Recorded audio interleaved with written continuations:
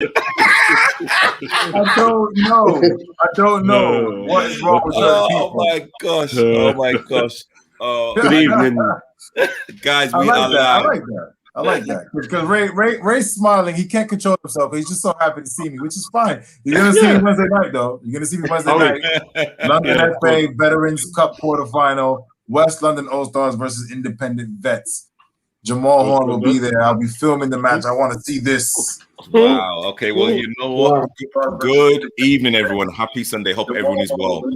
You know, we've been talking off air, and we've just come on air laughing and joking because you know that's what Sunday is all about, laughing and joking. I want to welcome Ray, who's the manager of Independent Vets. Thank you for coming on. Jamal Horn, senior member of the London FA. Thank you for joining us, and also Coach Barry, the founder of Independent. Full stop. Thank you for coming on. Paul is away at this present moment, probably finding his internet router password. And Nana, we don't know where Nana is. If anyone has seen an immigration van, he's probably somewhere around. Anyway, let's go straight. Just bang out of order. No. That's bang out of order. That's bang out of order. And I'm gonna stand up for Nana now. I can't say that, Fabrice. That's Libby's. That's Libby's. Do you know how many times Nana gets at me? Yeah, but he's not here to defend himself. At least when he's here, bonfire when he's here. But you can't do it when he's not here. Why not? Why not? No, that's wrong, Fabrice. No, it's not wrong. Fabrice, do what you're doing. Because I feel all the way around Ray and do it. Exactly. I was backing you, Nana. I was backing you.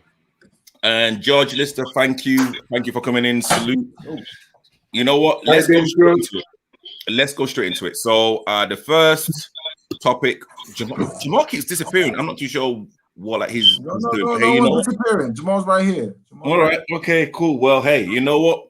London FA update. Can you please kind of tell us exactly what's going on with you and the London FA this season? Right now, just trying to complete the Cups competition program.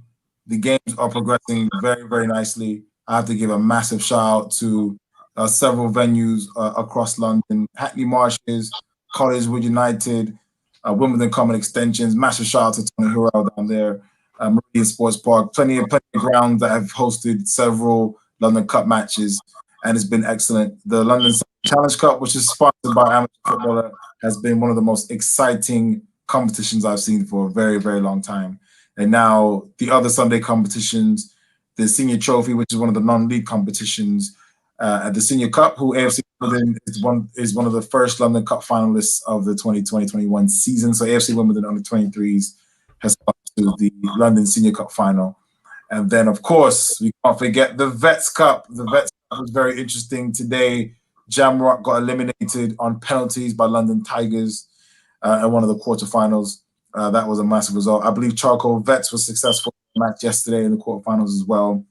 So they're in the semi-final hat. And then we can't forget West London All Stars will be playing Independent Vets on Wednesday at Brunel University Sports Park. And we can announce that because spectators are permitted to watch matches now at all levels starting from midnight tonight. So that is something that I am looking forward to massively. For those of you who have been on my Instagram, yes, I was pretty severely racially abused as a result of my expert referee analyst work from Iran. A match between the clubs called Esteghlal and Persepolis, which is their version of like Barcelona, Real Madrid. The referee turned down the penalty. I agreed with the referee, and unfortunately, I got called all kinds of things. Myself and my mother got called all sorts of things. Unfortunately, someone like myself is I'm a bit mad in my head. So I actually find those sort of things don't affect me at all. So for those of you who've been on my Instagram, I'm completely unaffected by it, and I will be giving a live interview with Volant Media tomorrow, Iran International TV and BBC Iran on Tuesday. So look out for that. I've got about 7 messages and DMs and comments racially abusing me. I then received about 500 saying, sorry, people from Iran are not like this. People from my club are not like this. Keep your head up, brother. All this sort of things. I had 957 followers. I now have nearly 3,000 followers. Not the way I wanted my fan base to sort of grow. But for anyone out there, that's happened. But I am completely unaffected by that. I understand others are affected by it, but it doesn't affect me at all. Why? I got a life to live. I got London Cup competitions to complete. People are relying on me to help administrate and organize a wonderful competition and a great set of cup finals. Don't have time for this. You want to call me the N-word? You want to call me a monkey? Hey, listen, you ain't got nothing to stop me. Anyways, back to business. We got to complete this show. And my heart, my soul, my attention, my energy is all geared to making sure these London Cup competitions is completed in the best way and in the most exciting fashion for all the hungry footballers out there. Thank you, Jamal, for that update. And again, we have talked about this topic, but literally knowing someone like yourself that's does so much for grassroots football in London, knowing that you are kind of going through this kind of whirlwind storm right now. Listen, Jamal, you actually know everyone on this kind of panel, and literally everyone that's listening, literally got your back 100%. And yeah, just kind of carry on going. Exactly what you said before. Again, keep flying the flag. Literally that's literally what we kind of need you and want you, and I know that you will continue to do. No, definitely, I would agree with that. We like to have our little arguments in the show, but there's no place for that. No place for it. And yeah, just keep doing what you're doing. At the end of the day, we all benefit from the work you do. We benefit from the tournaments you put on, and it's unfortunately it's a sad part of life that you're going to be faced with that kind of hatred. But yeah, just brush them off and keep. I'm going to say this, and I'm going to not be happy I've said it, but keep smiling. Just keep smiling. Well, speaking about hatred, the only thing that I hate right now, I hate that I'm looking forward to your quarterfinal match more than the Champions League final. You know what I'm saying? I hate that. All jokes aside, I'm sorry. I didn't really come through I haven't spent as much time in grassroots as a player as I probably should have, but I'm now starting to completely feel the buzz and fully understand, because you're just so excited. I think so many times when you watch a high-profile match, whether it's the FA Cup final, Champions League semi-final, whatever, sometimes you can watch these high-profile matches and you can feel like a bit empty, like you didn't really get what you were expecting.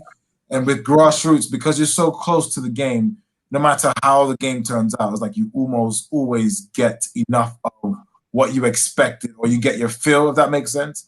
And that's probably why I'm looking forward so much to your quarterfinal, because I just know one way or another, win, lose, or draw, I'm going to get that level of excitement, that level of connection to the game. And I think that's why grassroots and non-league has grown so much.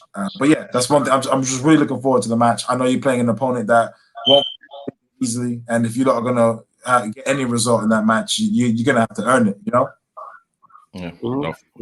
Thank you, Jamal. So we move on to Coach Barry, the independent youth, brand. What is going on with you guys right now?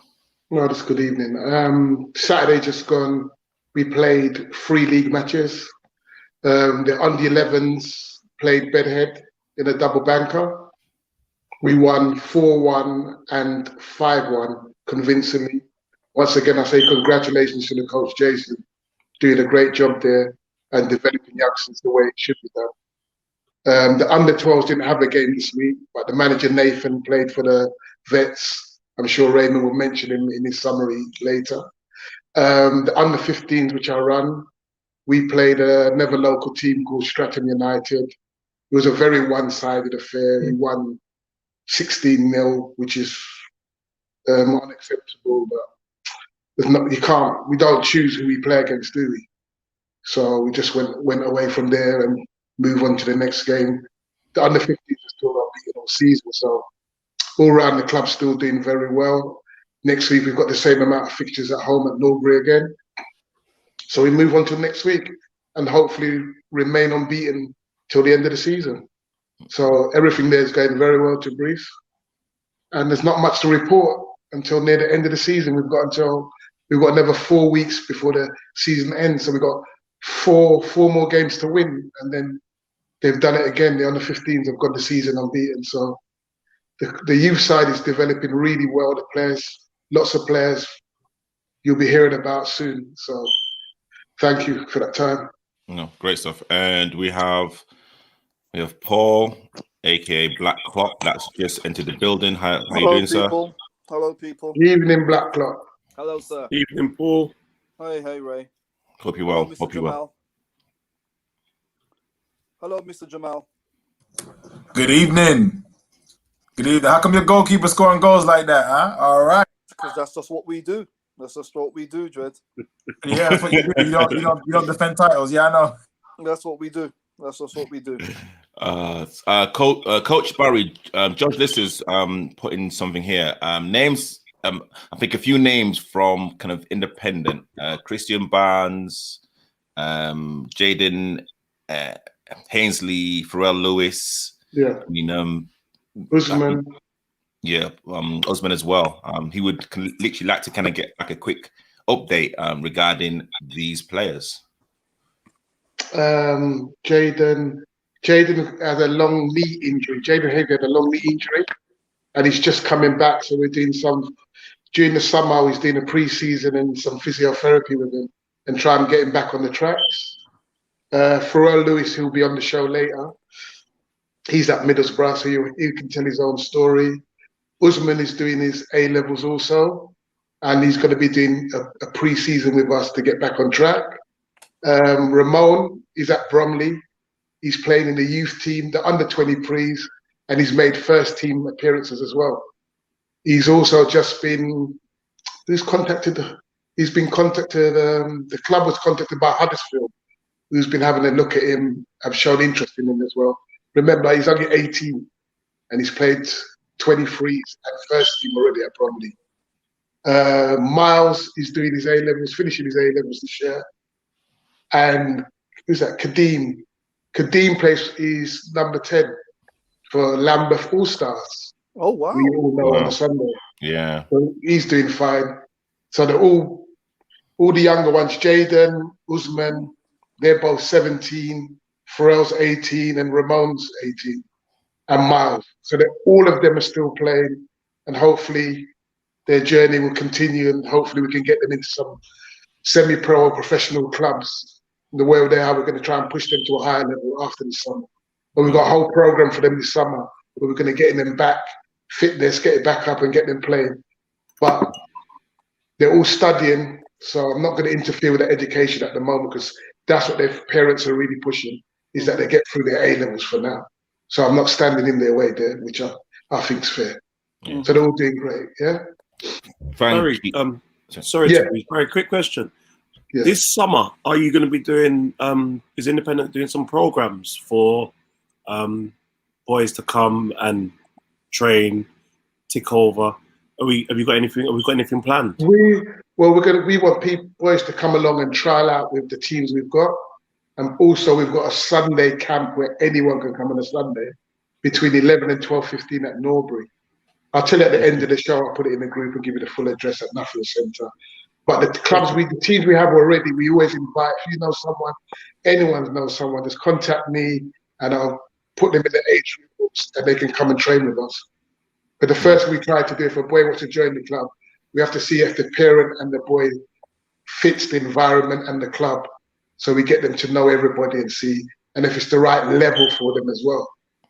So remember, we do push them very hard, and not everybody likes that when we start, but it's open, Ray. I'll be advertising the trials, when's training is, and when the camp is on a Sunday. But everyone's welcome to come and have a taster. We're very open. Cool, great stuff. And judges just come and said, when you think any of your youngsters could be ready for the Premiership under 23s, love to pass them on to his ex-gaffer at Spurs. Keep in touch. And we've got Don B that has kind of come in and said blessings to everyone here. So hey, thank you for everyone tuning in. And you know what? Let's kind of move straight on to the next bullet point. Remember the name. Remember the name. I still remember when the commentator said that about some young street footballer that came onto the scene, and almost 15 years later, he's now manager at Derby County. But hey, like he had a glittering career. So, guys, remember the names. Remember the names. Troy and Pharrell. These are young, talented footballers, but also men. Rather than me kind of talking about them, let me kind of introduce you guys to these fellas. Troy, how you doing, sir? I'm good. How are you? I am well. And Pharrell, how you doing, sir? I'm good, thanks. You all right, mate? Good. Oh, I see. All right, mate. He's got the lingo. He's got the lingo. Oh dear. All right. So, Troy, let's kind of start with you briefly. Could you kind of give us like a very brief summary about your kind of journey thus far? Started football under 7 with Barry, but obviously under 7s you didn't really have a team. You just come pick ball and have fun. I think that's when the league started. So yeah, I was just enjoying football. I think under 9s, end of under 9s, that's when I got scouted for Fulham. I got signed in NC. So from under 10s to under 14s, I was at Fulham. From 14 to 15s, I was at Charlton. And then I went back to under 16. Okay, cool. Yeah. All right. Okay, cool. Well, hey, you know what? Trey, what are you doing now? Now, What have you just finished doing? Currently at Sutton United. Also played Tooting Beck first team, and yeah, I'm just looking to push on now, and a new team for next season. Okay. All right. Okay. Well, you know what? You are in the right company right now. And again, people out there listening, remember the name Troy Silva. Silvera. Sorry, Silvera. See, you know what? Sorry. Wow. Sorry. I apologize. Do not sue me. Pharrell, how you doing, sir? You good? Yeah, man. Good. All right. So love to kind of hear like your journey thus far. Yeah. So started around 7, was in and out, started training like Brits and Rec and stuff like that. Then got into a little Sunday team, Peckham All Stars, doing well there. Got scouted by Fulham and Palace, so I was in and out. I was training with obviously Palace and Fulham, but then didn't get signed at Palace. Then obviously got an opportunity to sign for Fulham. Was signed at under 9s, so from the very start all the way to 14s. Then obviously got released from there. Then after under 14s, obviously was just in and out of trials and stuff like that. But went to Barry's to independent and playing matches, keeping my fitness up. And then around about 15, 16s, got a scholarship at Huddersfield first. Then went to trial at Middlesbrough, got a scholar there. And I had to pick them between Borough and Huddersfield and put family and stuff like that. And we thought Borough was the right choice. So was at Borough now, done my 2-year scholarship and throughout the 18s. So now I'm pushing on to 23s. So that's kind of been my journey. Amazing. And and again, let me not kind of talk too much, but you two definitely look like you've kind of got your head screwed on. There's no late night partying. I don't see no like girls around. I don't see no beers. So you know what, you guys are doing the right things, man. Or am I lying there? Can I see someone in the back right there? Troy? No. Sorry, do not answer any of these questions. Do not respond. No pants around there. Don't even respond. Don't respond to that. Oh dear. Please just zoom in Support- their cameras real quick. young Let men, me see. young men. Let me ask you a question. I got water around there.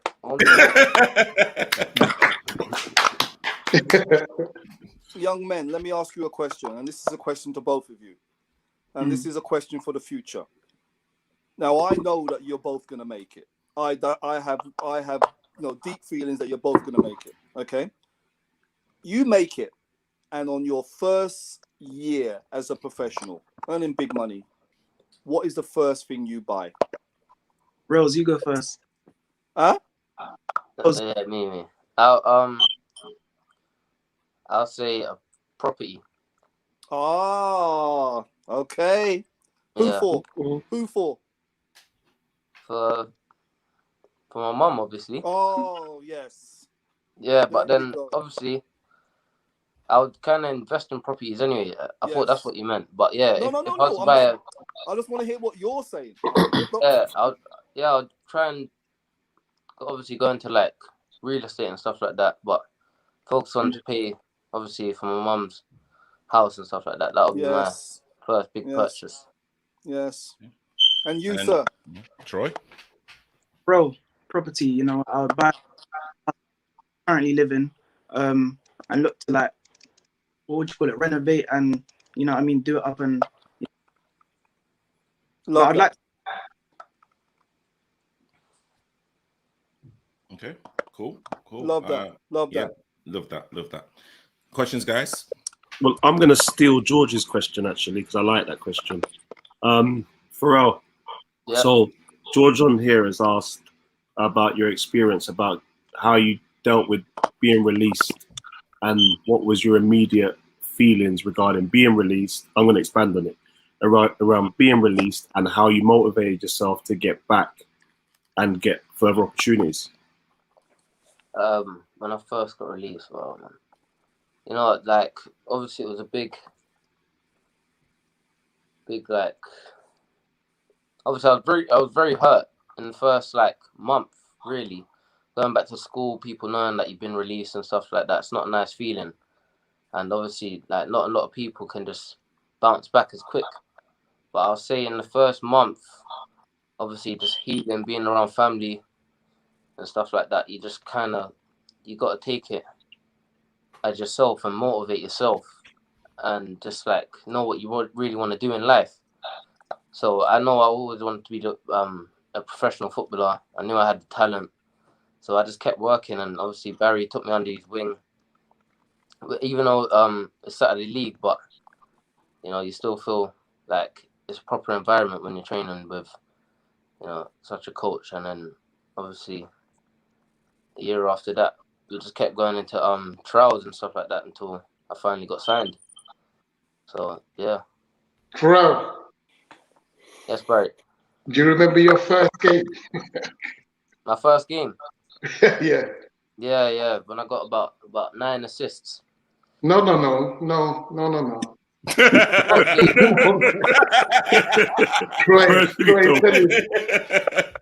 Troy, tell him.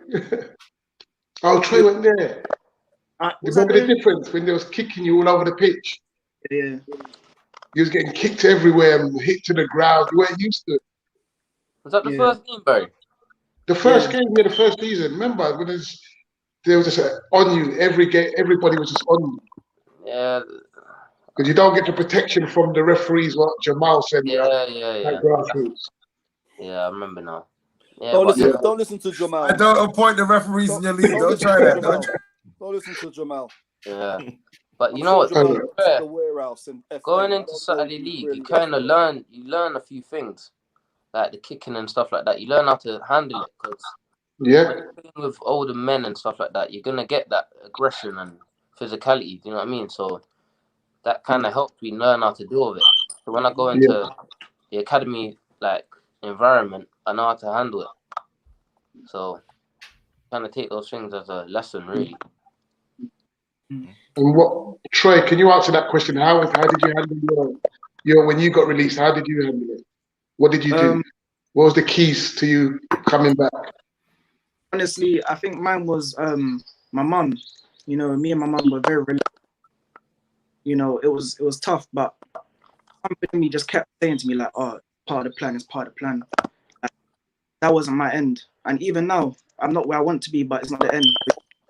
Keep going, but it was difficult because especially when you go back to school and that, because I went to all Fulham schools. All my friends, they all had their contracts. Some are Chelsea, going on tour, living like in nice hotels. It's hard to, so it hurt me a bit more because I was with all the ballers. But honestly, anything for like, I wouldn't change any of my experiences. That's good. That's good. Jamal, would kind of look to kind of get some questions from you.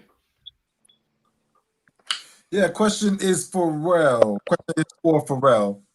Why did you choose Middlesbrough? Can you give a little bit of depth as to why you chose Borough over Huddersfield? It was quite a hard decision, you know.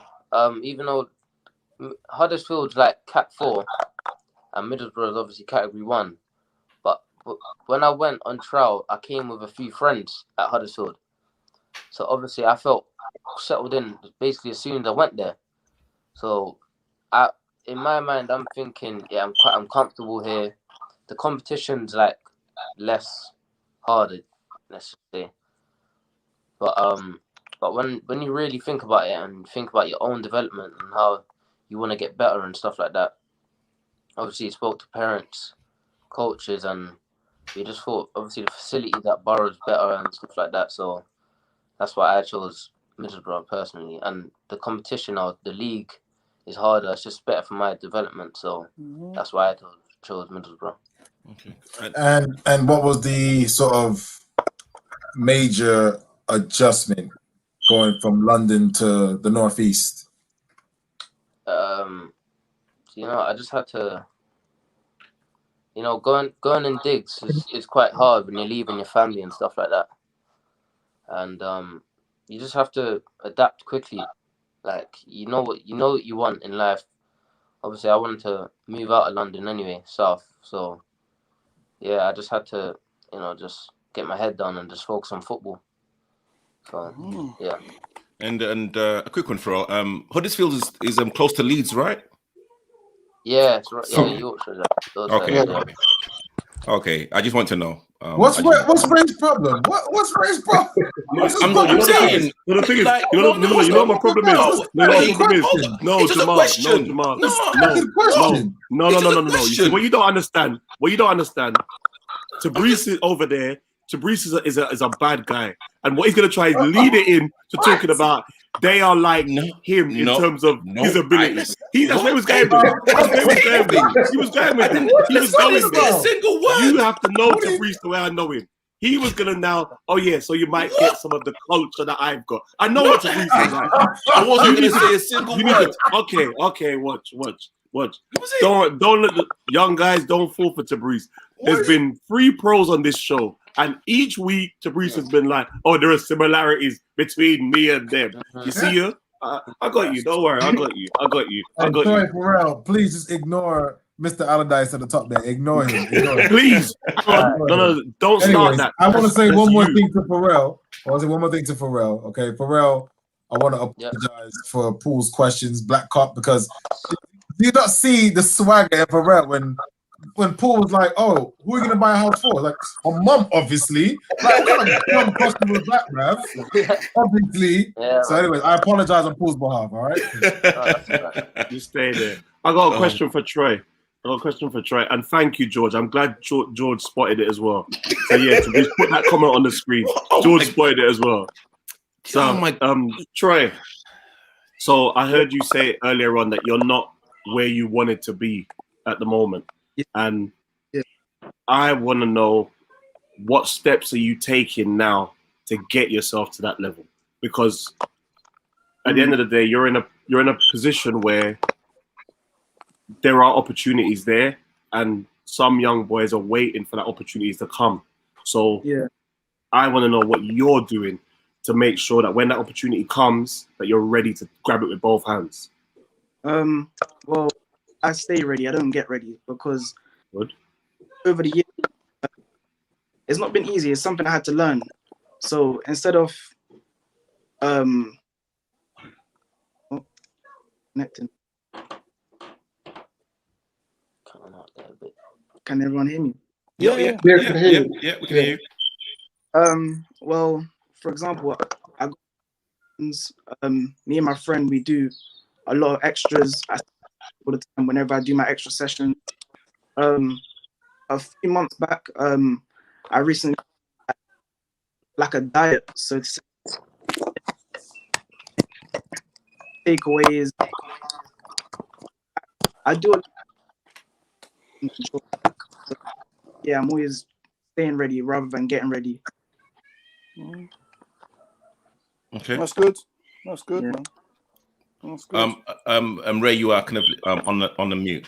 Yeah, I just realised. Yeah, sorry. You're Yeah, no, I mute. heard a bit of it. There was a bit of breaking up there, but You're breaking up a bit.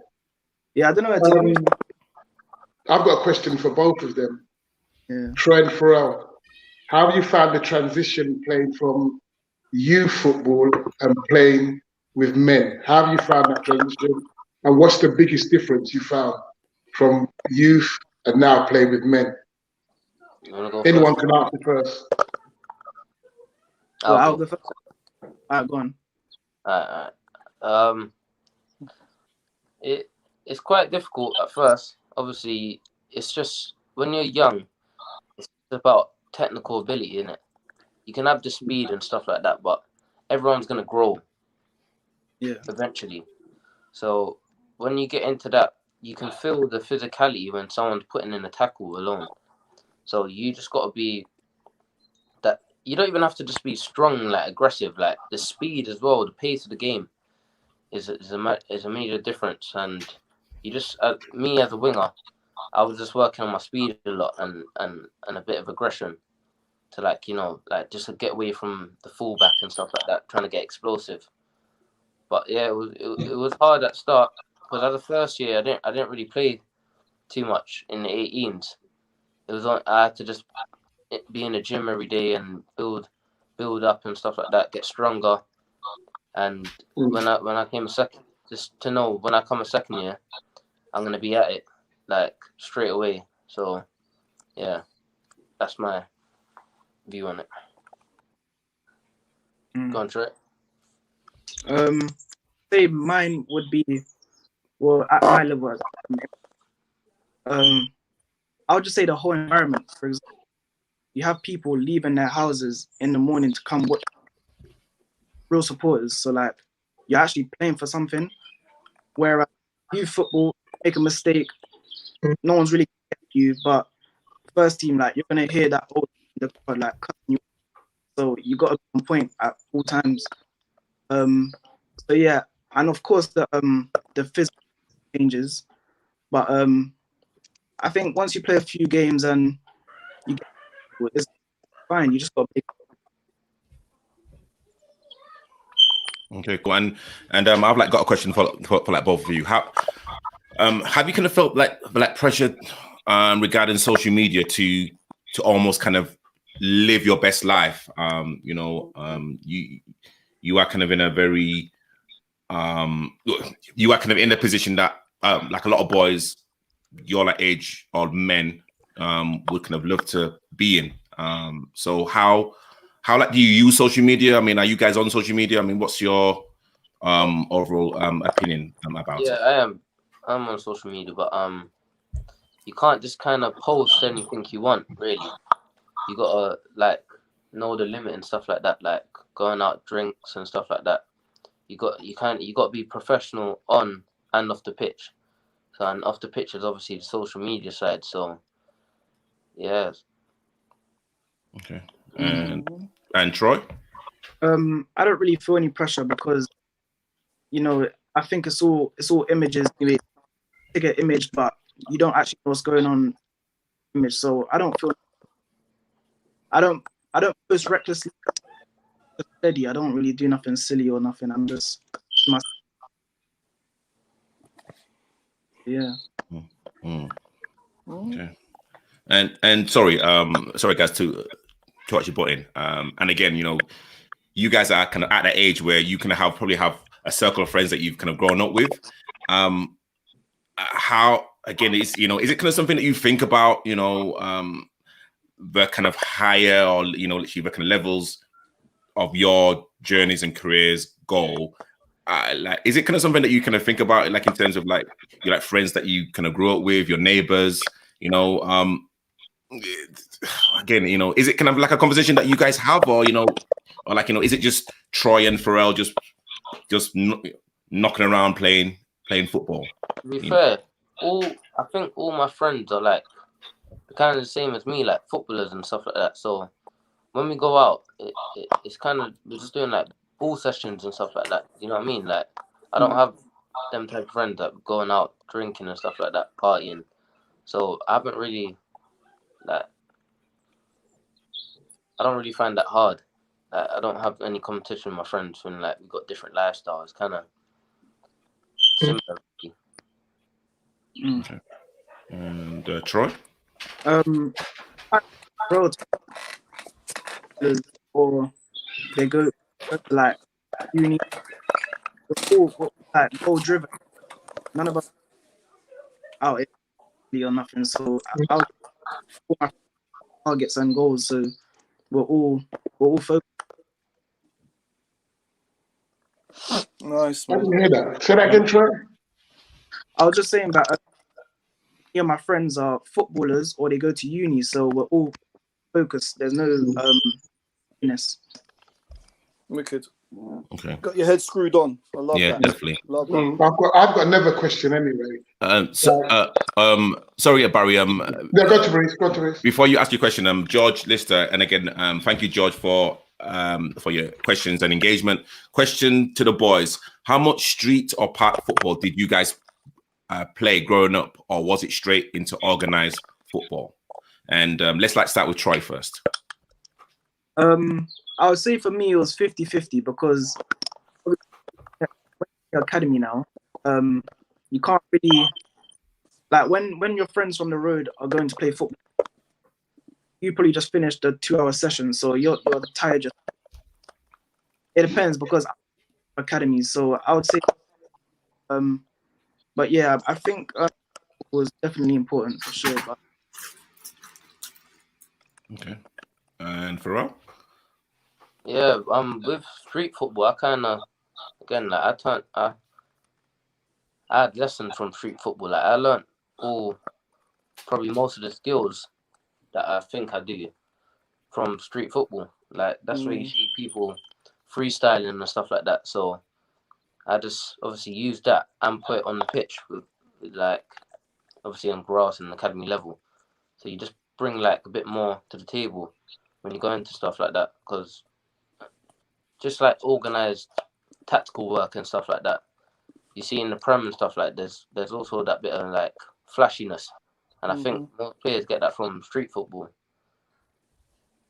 So and especially as a winger, like obviously wingers, it's just about speed and the crosses and finishes. You kind of want to be flashy as well, just to gain that bit of confidence.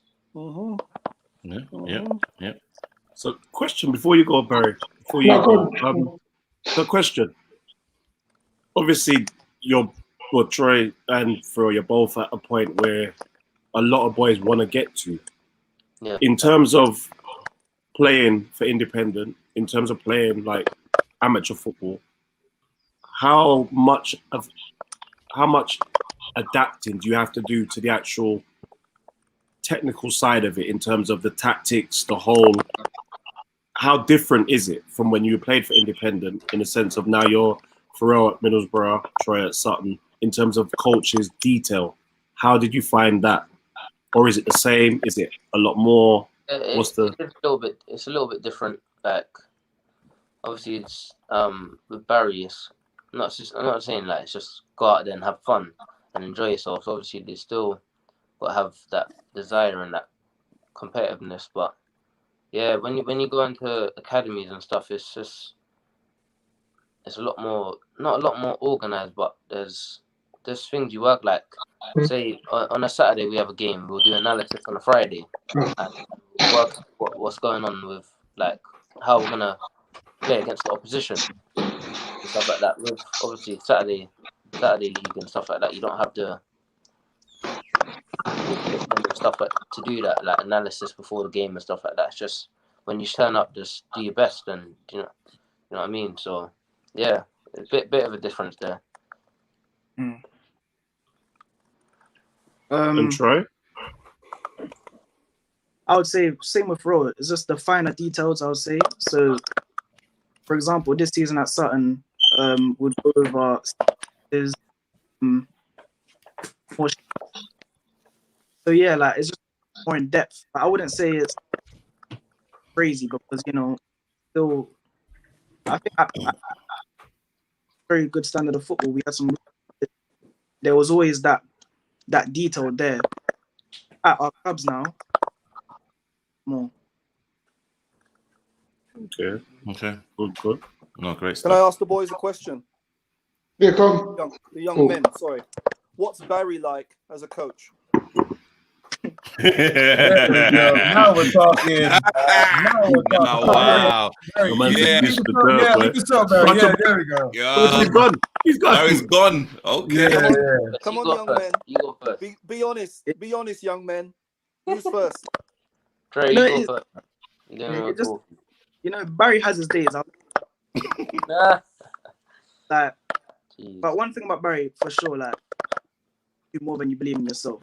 Like, there was times where I was down to my lowest, and like he's still like messy or something. So the belief has always been there. He's hard times when like mess around too much, but needed. You know what I mean? Because we're young, we're gonna be stupid sometimes. But honestly, Barry's the best coach I've ever had, and that's just facts. Oh my God, put me under pressure, boy. Come on, young man. Who next? Okay, so wait. Let's think about it. If Pharrell feels under pressure, that means he feels Barry isn't the best person ever. No, sorry, like my that. bad. Oh, look at you. You see how Jamal's wicked. You see how Jamal's wicked. Not I told wicked. you. Wait, You got to hold watch on a this brother, second. You Hold on a see? second. You see? The Breeze Park is I'm saying Huddersfield nothing. Leeds. And then Jamal, when it's not he's your question, wicked, It's not your question, It's not Wait, your question. Yeah, Barry. You know what? I think he believes in your growth. I think he just lets you grow yourself. Because when I was training with him, and we do training sessions and that, I'll get like, obviously back when he was talking about people kicking me and stuff like that, I'll get very frustrated, and he will kind of just like not allow it to happen. Obviously, he'll step in and say something, but he wasn't that. Like, he would just let me realize that that's not the way how to go about and stuff like that. So I could just like tell that he just has a lot of belief in his players. So if you're a young player, yeah, would you tell somebody independent club is a good club to go and grow, play football at? Yeah, 100%. 100. Honestly, 100%. Good. Because you need a coach to believe in you, and when someone believes in you, it brings out your confidence, and confidence is a big confidence is a big part in football. Mm-hmm. And everything really. Yes. Yeah. Cool. Yeah. Very true. Pharrell, if it's possible, could you like switch on a light? Because a bit dark. Yeah. If it's possible. If not, that's better. Mood lighting. See it there? There you go. So, coach, you had a question for the young men. No, I said my question is to both of them. Like, you've been to clubs, you've been released, you've got back up, you've got into clubs. So what's the key things? What's the biggest changes? Because you've had to make changes to your lives. What you had to do to move on. What do you think you need to do to move on to get that next level? I know Trey said like he's changed diet. We talked about discipline. Pharrell said he wanted to get out of South and go up to North. So what are the keys? What are the changes you've done in your life which you think is going to impact you and make you go all the way to where you want to be? So he's going to go for it. I would say just keep believing in yourself, really. Diet. Yeah, probably change diet and stuff like that. Actually, not really. What would I say to move me on? What about the discipline? What disciplines do you have to keep? Focus you have to keep? Do you know, I think once going in the 23s, you're with like a lot of like the pros and the more experienced players. So obviously on a night out, on a Saturday, we'll probably go out and stuff like that. So you probably have to think about that a lot more. Me as a young like, I'll be just going in 23s, so I can't be doing the stuff what all the 21-year-olds and that are doing, because they've already established themselves.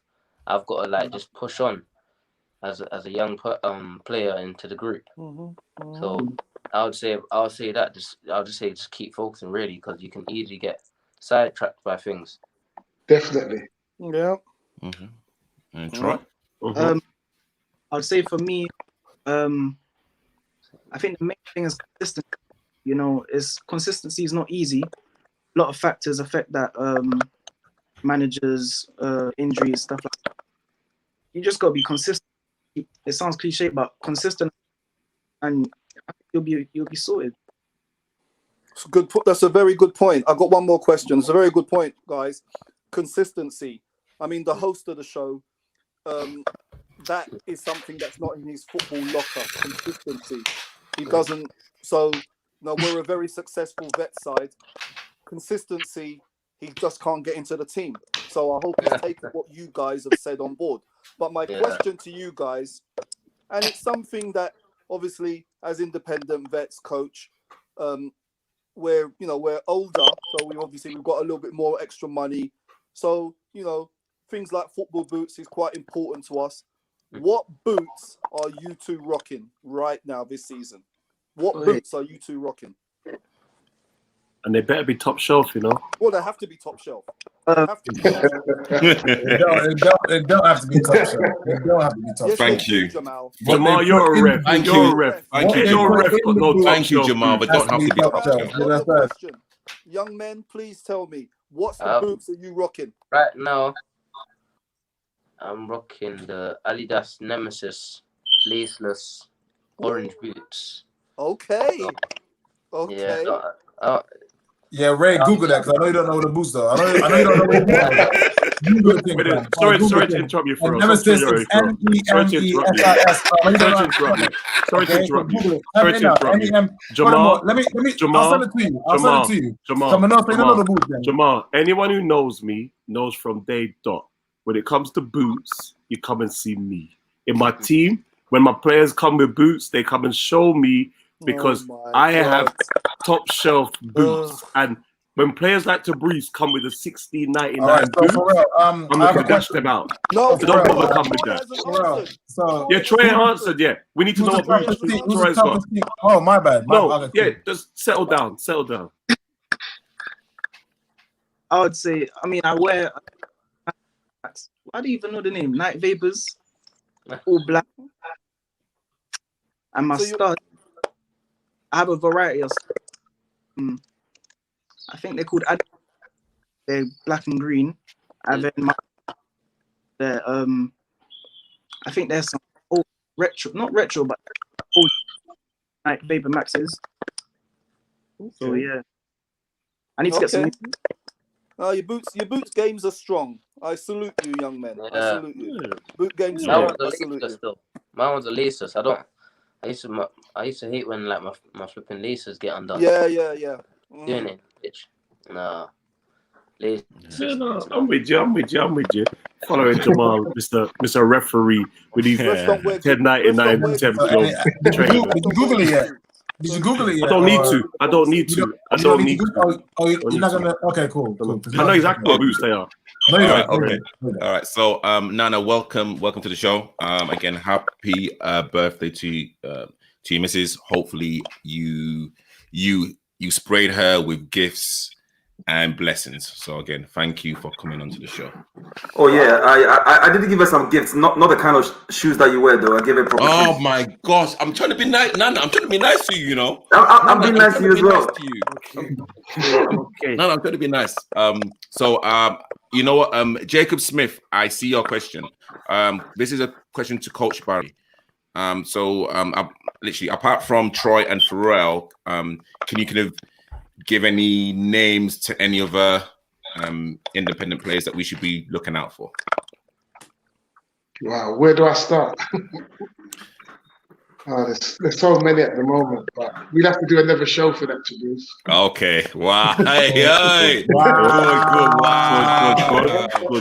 Wow. Yeah. The big dog's talking. Wow. We have to do a week-long show because the list is so long. Okay. I mean, again, independent and Coach Barry and Paul and Ray and Jamal and like Nana as well. You know, this is like a crazy amounts of years of like football knowledge, football contacts. So hey, again, yeah, it's not been just a week show; it could be a year. So again, if you kind of if you really want to check out Independent, then Independent has an Instagram account. Just kind of type in Independent FC. We are literally building it up slowly, but again, if you kind of want to know more about the team, please DM Coach Barry, Ray, Paul, or Nana. Yes. Yeah, can I say, because I was just catching up on the side after I was driving in, and I have every faith in these two guys that under Gary's tutelage, they will do the right thing. And I just wanted to, give Gary some big ups to all the good work that he's doing.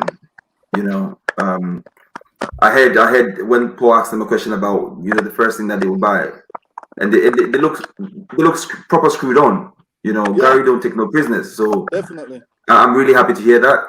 Well done, Gary. And if they continue to listen to you and your guidance, I'm sure, it's only big things that you're gonna achieve. Yeah, definitely. So, well done. Nana, have you got a question to ask them? No, I think you guys have asked. I was catching up on the side. I think you guys have asked, the most important one. So, yeah. I wish them all the very best. And I in the next few years, I hope to see them on TV on a regular. Yeah. I've got one question. I got one last question. I got a question. Okay. If you, both of you, obviously, as I keep stressing, the position both of you are in is a position that a lot of young boys want to get to. If you could now tell your young self or a young player at Independent, give them 2 pieces of advice that you give them to help them in their journey, because obviously at the end of the day you're still on your journey, and I'm hoping that there's a bright future for you, but there are boys that are behind you that want to get to where you are. So what would you advise them? 2 pieces of advice each, please. I've got some advice. I'd say obviously hard work's I'd say hard work and confidence. Always believe in yourself. Because once you have confidence on the pitch, everything will just become a lot easier. You feel more relaxed, no nerves. You just playing football, having fun. Hard work and confidence. / believing in yourself. That's my advice. Great stuff. And Troy? Say, how crazy friends think what dreams are. Your dreams, right? Winning might mean sure you're still not at a professional club, but you might think I'm way off it now. But you're only when you quit. So I'll tell my younger self, believe in your dreams and never. Wicked. Can I also add that I've got a mate whose friends are, at the moment I think they're in Fulham, but they were bounced from Fulham, Palace, Charlton, left, right, centre, and I know how cutthroat that the academy football can be, and again, under Barry's tutelage and a lot of good people that you've listened to, you've made it to a point where you can progress. But a lot of children, a lot of youth won't get to the position that you are because, you know, not long ago we had someone committing suicide when they were released from a club.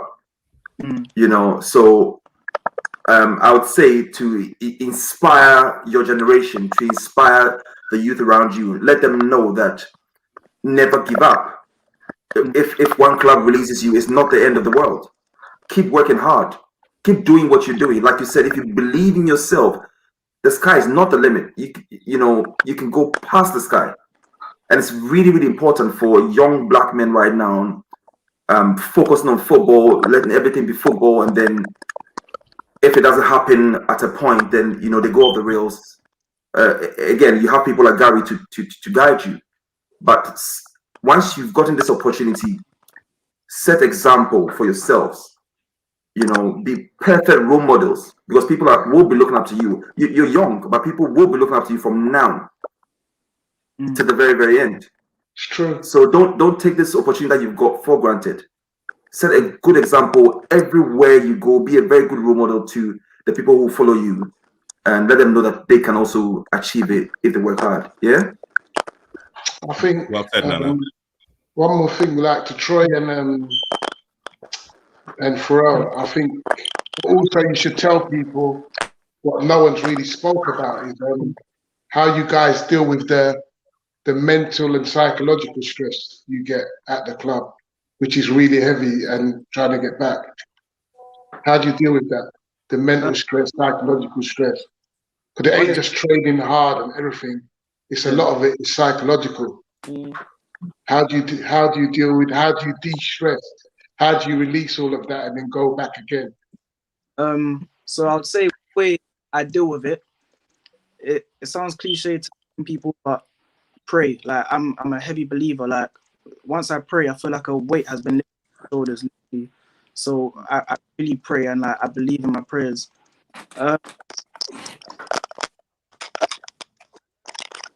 It sounds cliche, but don't take yeah, like the real thing family. So take it. Don't pressure yourself too much. Troy's mic doing a madness. Yeah, it's the microphone. The Troy's microphone. back. There's a microphone. Yeah. There's a microphone and the Wi-Fi. Yeah. You know what, Troy? I think like the first thing that you should buy is like BT fiber and a kind of new mic as well. I think that's the first thing that you should be buying. Forget about the house. Yeah, Troy, can you just put your mute? Could you put your mic on mute for now, please? And where is Pharrell? Is Pharrell there? Pharrell, can you like hear us? Is that Pharrell now as well? No, Pharrell's gone as well. Jeez. Pharrell? Got more questions? No, we can't. Okay, he's actually gone. But you know what? Again, I think again, I just want to echo what like Nana said, and literally what everyone's been saying in like the comments. These are two very, very young men, and they've got their head screwed on, and they're passionate and determined to actually make it. And again, exactly what Paul said. It's not if, when you make it. So again, I can want to speed that into existence. So again, thank you to like Troy and Pharrell. Thank you to Coach like Barry as well. Again, it's the Barry factory now. So again, thank you so much. Not just me to Greece, it takes everyone to be a part of it. No, don't come on the humble thing now. But listen, it is what it is. You understand? It's the Barry factory, not just the Barry factory. Yeah, there's other people out there, but you are that genius. Yeah, 100%. So Troy, honestly, we will be catching up with you. So you are now on our radars. Thank you for spending your Sunday time with us, and we will definitely catch you later. Thank you so much. And I hope you're getting a good night's sleep, ready for training tomorrow. Yeah. Thank you, Trey. Nice, yeah. Thank you. Well done. Have a Well good done. Good luck, evening. man. Take it Thank easy. you very much. Wow, what I a don't know how great to bunch check of for guys. What a kind of great bunch of guys. And Yeah. again, and again, anyone that's kind of listening, please go to the independent Instagram account. If if like you're a parent and like you've like got a boy that like you feels kind of got like a bit of potential, independent is the place to be. So Breeze, can I address something in the comments? You Okay. see, Jamal has tried to spread a really vicious rumor, and I don't like it. But George in the comments has said, where is he? Where is he? Because I saw the comment. Which one? Where is he? No, he said, what did he say?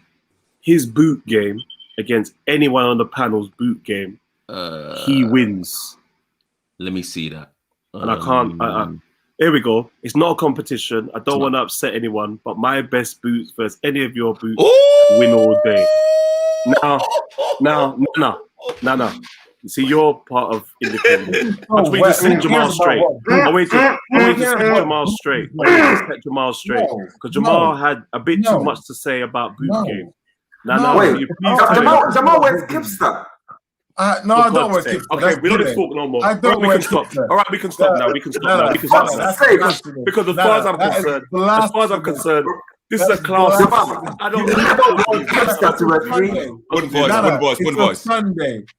Oh my God, Jamal, you've never won Kipster as a referee in the last 2 years. Where you buy those Thank you, from? Dana. Oh my goodness. Thank you, Dana. Thank you, Dana. My game, you can watch my games on YouTube. Respect, you can see my Respect, pictures on my Instagram. Respect, never see we don't pictures need on to my talk. feed. We don't need to I don't talk understand anymore. why people talk about their boot game. If anybody wants to come at me about their game, and I have you wouldn't know. You wouldn't know. You wouldn't know. It's a standard thing. It's a standard thing. You care about your feet, and you only put certain teams on your feet. No. To be fair. Okay. Jamal. Hang on. Put Nino's thing up there. Ray, Jamal is a baller. Absolutely. No doubt about it. I've seen him play. But I was coming to that. There you go. Boom. But the boot game, you probably just like to breeze when it comes to footwear. Oh, Jesus. There we go. Don't even go there. There you go. But then don't come and talk to me about boots. Am I supposed to go to people? Am I supposed to go to people? You're telling me about, oh, Ray, what's this boot? I didn't make it as a professional athlete because my boots weren't good enough. No manners. You know what? No manners. You know what? Disrespect. You know what? You have an opportunity to ask two young kings. You have an opportunity to ask two young black kings any question in the world. And you want to ask them, who Nino. Oh, please. My dog. Oh, please. Out of all the questions you can ask, you ask that. And this guy's telling me about Raymond. Google it. Raymond, Google it. Before you ask the boy about his football IQ, you better know. Tell the boy, don't focus on his playing career.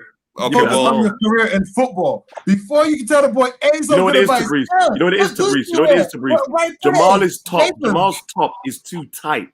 So the blood is all rushing. His head swell out. His head's gone all round and the pressure. That's why he's talking mad. Listen, he's over there talking reckless. Oh, dear. He's over there talking reckless. All right, okay.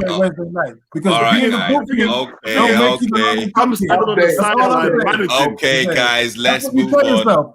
You get knocked out of London Cups and you're like, but my boots are sick. He knows the guy. You focus on winning. Let's make that clear. We ain't getting knocked out of no flipping cup. Exactly. You're not getting knocked out, and that's nothing to do with Ray. If Ray was there, you still go through anyways, right? Yeah. All right. Okay. No to that. Wait, what? Grass snitching. No. Wait. I didn't hear what you said. You wouldn't hear because it's rubbish. What he's trying to do is to create dissension in the rank. You just leave them man there. Them man are salty. They're just salty. Anyways, leave him. Tight laced up. We push kilos. He just made a very, very good point. While you're talking about fabric, okay, while you are trying to encourage materiality, we push kilos has provided us some constructive criticism that we should have asked. But you want to ask about boots. Nobody want to bring up something important like we push kilos. Fabrice, can you highlight that? Okay, well, listen, you know what? That's a very good question. You know what? Talk about materiality and all that. You know what? Let's control, let's Fabrice. move on. Get Well control. done. Get control. Look. Yeah, because Jamal is just over there talking nonsense. You know what? Everyone has their own I'm not opinion. even answering Jamal because he seems like I don't know what he's drinking in his Burger King carton, but he's just talking mad. I don't know what he's drinking in his Burger King carton. Hey, I earned this cheat day. Yeah. Carblessness all week. It's been chicken breast and broccoli. I've earned that cheat day. But anyway, black man don't eat takeaway on a Sunday, Dread. So I don't know what you're doing with the camera. Oh, did you cook today? Yes, did you cook? Oh, what'd you cook? What'd you cook? Rice and peas and chicken. Tell him, Paul. What kind of chicken? Tell him, Paul. Go on, Paul. Tell him, Paul. Go on, Paul. What kind of chicken? You have to know. How did you season the chicken, sir? What kind of Jamaican man is asking another Jamaican man how you season chicken? No, but like, what kind of chicken did you cook? We are out here to educate people. So go on. Which chicken dish did you cook, please? It's a simple rice question. and peas and plantain. No. Which chicken dish? We think you made chicken tikka to go with rice and peas and chicken. Chicken dish did you cook? Yes, please. Ray. Yes, come on, time going, guys. Okay. All right, Barry. Thank you, Barry. Thank you. Curry chicken? Tell Jamal to cool himself. Which chicken dish did you cook? What kind of raw stupid question? Okay, all right, okay. You know what? Let's go. Jamal is looking tips. I like to the subject. Hey, you know what? I love you guys, man. It's funny. It's funny. It's funny. Jamal is looking tips. He's over there looking tips. So, okay. All right. Okay. So, again, thank you to Troy and Pharrell for their insight in terms of football from their perspective. Let's talk about the oldies. Independent vets update. You know what? Let's kind of start with the gaffer, Ray. Quick update in terms of what's been going on with the vets. Well, we had a cup semi-final, the Beckenham Cup semi-final. We had that Saturday against VCD Athletic at the stadium. We won 6-2, so we are in the finals. Division 1. Don't forget to mention they're Division 1. Thank you, Nana. So they're a Division 1 side. We're currently in Division 2. And yeah, really good performance. On a personal note, it was an emotional day for me. But yeah, the boys really put on a show, put on a clinic. I keep saying it since lockdown, they've come back and they've just been on fire since lockdown. Yeah, they're not as fit as we would like them to be, which we kind of everyone is experiencing the same thing. But the hunger, desire is there every single week. And the challenge I give to them every week is leave nothing to spare. Go out there and empty the tank. And to a man, they do it. The subs that come on, they keep that same intensity, that same energy. And we played really good football, really good football. It was a pleasure watching that game. And yeah, scored some very, very good goals. And like man of the match for us is normally, I won't say easy, but it's normally one that we can kind of comfortably do very quickly. But there were a lot of candidates on that pitch for man of the match. And that's the way we want it. We wouldn't have it any other way. So yeah, we on to the next one. So I'll let Paul talk about the next one. But no, I'm very, very happy with it. Very happy. Great. Yeah, Paul. Next one. Literally, I'd kind of on Saturday, on Saturday. Literally, I'd kind of like to get your take about Saturday's performance and also talk about the next fixture coming up. No, Saturday's performance was a very good performance. As I said, I was a bit disappointed, and that's not boasting of the opponents. I was expecting a harder game. The tactics, I don't know. It was weird, but you can only play what's in front of you. there was about 15 minutes in the 90 where they were a little bit on top. We sort of lost our way, a few adjustments, and then we were back on track again, moving the ball about on a big pitch. There seemed to be a lot of square pegs in round holes in their team, so they got found out very early. Their fitness was non-existent. Rugby tackling, man. Yeah, Rugby tackling, man. yeah. It's just lazy tackling. You haven't set your position early, and then you get found out. So you've got to do reckless tackle. Yeah, it was a good day. It was a good day. I mean, there's 3 or 4 ways we can play, but we didn't really have to change anything because there was really nothing coming back. So, yeah, it was a good day. It was a good day. Okay. Actually, let me go to Nana, who actually played the game. I mean, how late was it for you playing before, during, and after? It was a good game. I made one mistake in the game, which cost us a goal. You see Ray's face when you said that. Yo, dry snitching for real. Yo. Do I look like I'm disappointed in Ray Mourinho over here, who said his players are unfit. I don't know why he worded it like that. But anyways, it's fine. Go ahead. Sorry, Nana. Well, they are. My bad. But it's a fact. It's a fact. Like the fitness levels of the players, we know what we're capable of, and we know that the team is fully fit. There's no team in the division, in our division and above us, that's going to beat us. That's how confident we are in our ability to play football. You aren't in the top division. We know we aren't. We're in the second division. Okay. Well, the second tier or the actual second division. So we're in Division 2. We're in Division 2, and I don't work for your league. I don't work for your league. I was asking. I thought you would have done your research before coming on a show like this. Tabrice, this is meant to be the independent vet. Can we get back on track? Why is Jamal got a platform to be Can we get back on track? Just running these gums, please. Tabrice, So, like I said, I felt good. I had a really good game apart from that mistake, and I was expecting, like Paul said, a better performance from the team. I know that in the past they've had semi-pro players. I think they had a guy over there who was a semi-pro, so he was getting sort of his mates to play for the team. But as always, whoever you put in front of us, we're going to do a job. And I think yesterday we did well. The individual battles were fought and won very well. So, some like really good goals.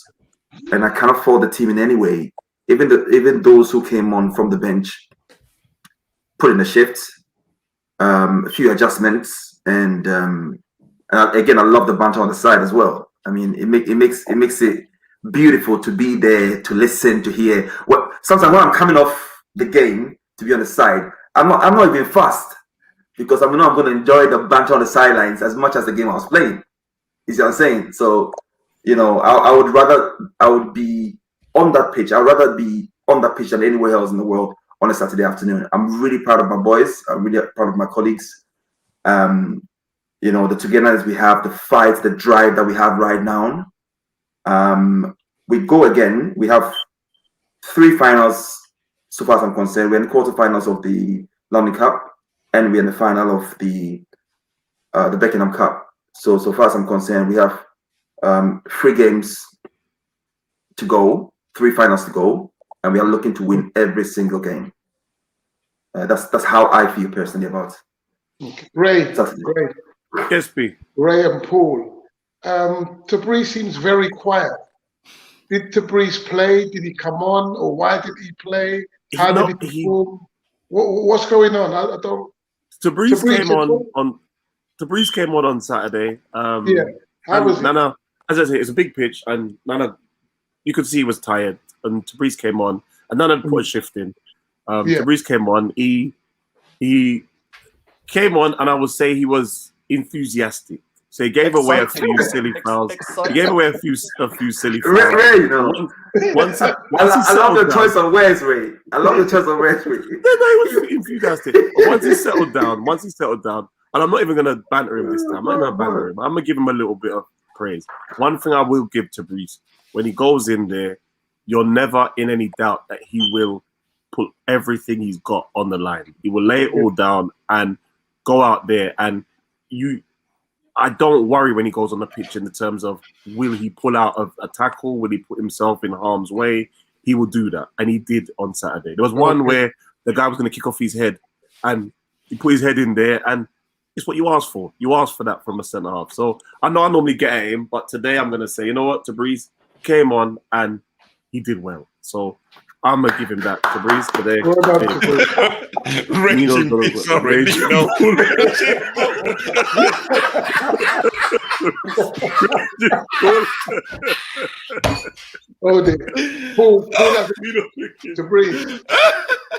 To breathe. You coach. I haven't heard Paul summarize your performance. No, what Ray said was that's it. I mean, the squad is very strong. Yeah. So, you know, it's hard to break up a winning side, as you know, Barry. Yeah, definitely, yeah. But as you've got a squad, you want to try and keep everybody happy, give them minutes, because you never know when you're going to need them. So you need them to be sort of on speed to match. Your training speed is completely different than match speed. So you need people to be on match speed to get sort of relationships on the pitch. So, you know, you can slot them in at any time and know that, you know, they'll understand the person standing next to them. So it's hard sometimes, but as me and we do try to spread the game playing time out.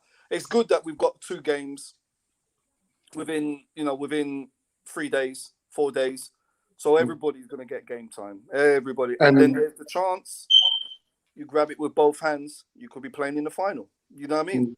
And there's no disrespect to anybody's playing ability. It's just when you get your chance, you got to take it with both hands. You Definitely. with both hands. Yeah, and when is the cup final? Have they said when the cup final is? No. Not yet. Not yet. Yeah, and you know, I technically only missed two competitive games, and now and actually now I'm holding and I'm warming the bench. So you know, again, you know, this is okay. This is a squad, you know, and you know, even yesterday, again, I think people that don't know, this is like the same team that we played in the final a couple of years ago, and you know, they like took us to penalties. And now, you know, a couple of years now, we've literally wiped the floor of them at their home like turf 6-2. So the improvements are there. The banter and the kadamar, you know, the whole communication before the what? None of those. None of those. None of those. None of those. Can't say the word. He said camaraderie. He clearly said it. So I don't know. No, he didn't. I swear down. No, he didn't. Anyway, let's focus on Ray because Quick said. So Bree said something very sensible, and Ray couldn't. Ray had to say okay 6 times. Allow him. Bree said something so professional. I thought he was going somewhere else. I thought he was going somewhere else. That's how good the team is. Tabriz is a better manager than Ray because he knows how to manage. That's what Tabriz says. Hey, Jamal, you're trying shit now. What are you talking about? Jamal, stop trying shit. Jamal, seriously. Listen, you know what? Tabriz is a better manager than Jamal. Or are you than Ray? Are you serious? Seriously, man can't even type his flipping football boots. You know, Ray, do me a favor, okay? I want to say something. Man, hey, you're better manager than Tabriz. I want you to give me the best attribute from Tabriz and Nana right now, please. Thank you so much. You want me to give the best attributes from both of them? Why have you muted yourself? Okay. It's easy trying to stall because he needs to make something up. I don't need to make something up. They're both very good defenders. As a pure footballer, Nana's a better footballer than Tabriz is. Oh my days! I'm not asking for a comparison. No, you've asked me for their best attributes. You want just individually their best attributes for England. Don't compare them. For Tabriz, I would say Tabriz's best attributes is his man marking. In terms of if he's up against an opponent, that's when I'd say to Bruce at his best, when he's got one target and he's there to shut down that target. That's Tabrice's best attribute. I would say Nana's best attributes, although sometimes he takes it too far, is his ball playing. He takes it too far at times, but he, as a footballing centre half, he does well. But like yesterday, he can go that bit too far. But you appreciate as a manager that he has that in him, so you know you're going to get some of those mistakes throughout a season. But in the main, we benefit from it. The team we want someone out there who's going to have the guts to get it down and play. So you accept that with that comes risks. So you can't have it both ways. Ray and Paul. Yes. Wednesday. What is Wednesday? Is it a semi-final? Quarter-final. My guy. Is it my guy? It's a quarter-final in the London Cup. Jamal has put us in this situation now where we're playing on the Saturday and the Wednesday. We're traveling all the way up to Uxbridge. Wow. And we just got. Oh, my bad. I'm so sorry that you keep winning. Oh, my bad. Stop winning. We just got to get on with it. Ray, but one thing I want to say. Sorry, Brad, go on. Let me ask Paul something. You know, you said you might be. Are you really going to be changing around the squad in that? Barry, you see me. I've been in vets football, not grass. I'm talking vets football. I'm older than most of them. I am older than all of them. I've been in vets football, I would say 15, 20 years. A lot of them have been in grassroots football. I've been in vets football. So I take it serious, and I give it. The reason why me and Ray work is because small details where other people may not want to do, where we do it. I go and watch teams that we're going to play. And I went to watch them 2 Sundays ago. Yeah.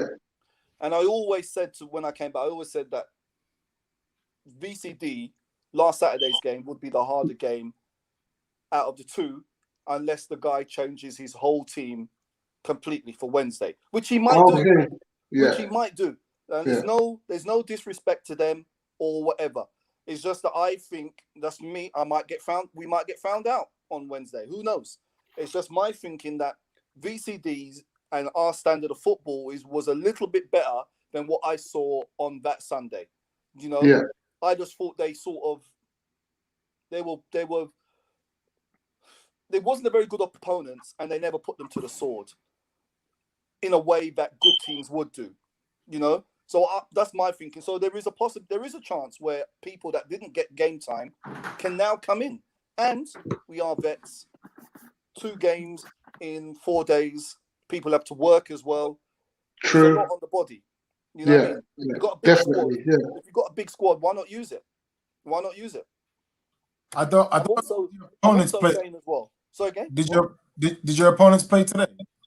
No, but I don't know. I went to watch them last Sunday. I don't know if they played today. No, I'm just wondering if they had the same turnaround as you physically. Yeah, I don't know. No, I think they played today. I think they may have played today. I think they may have played today. I just think because the team's playing so well that your starting 11 seem to be so good. I'm wondering, do you need to change? Do you really think you need to? I'll leave that to you guys. No, it's not. Look, Barry, I might even come and have a little watch. Changes, but you've got to trust your players. You've got to trust.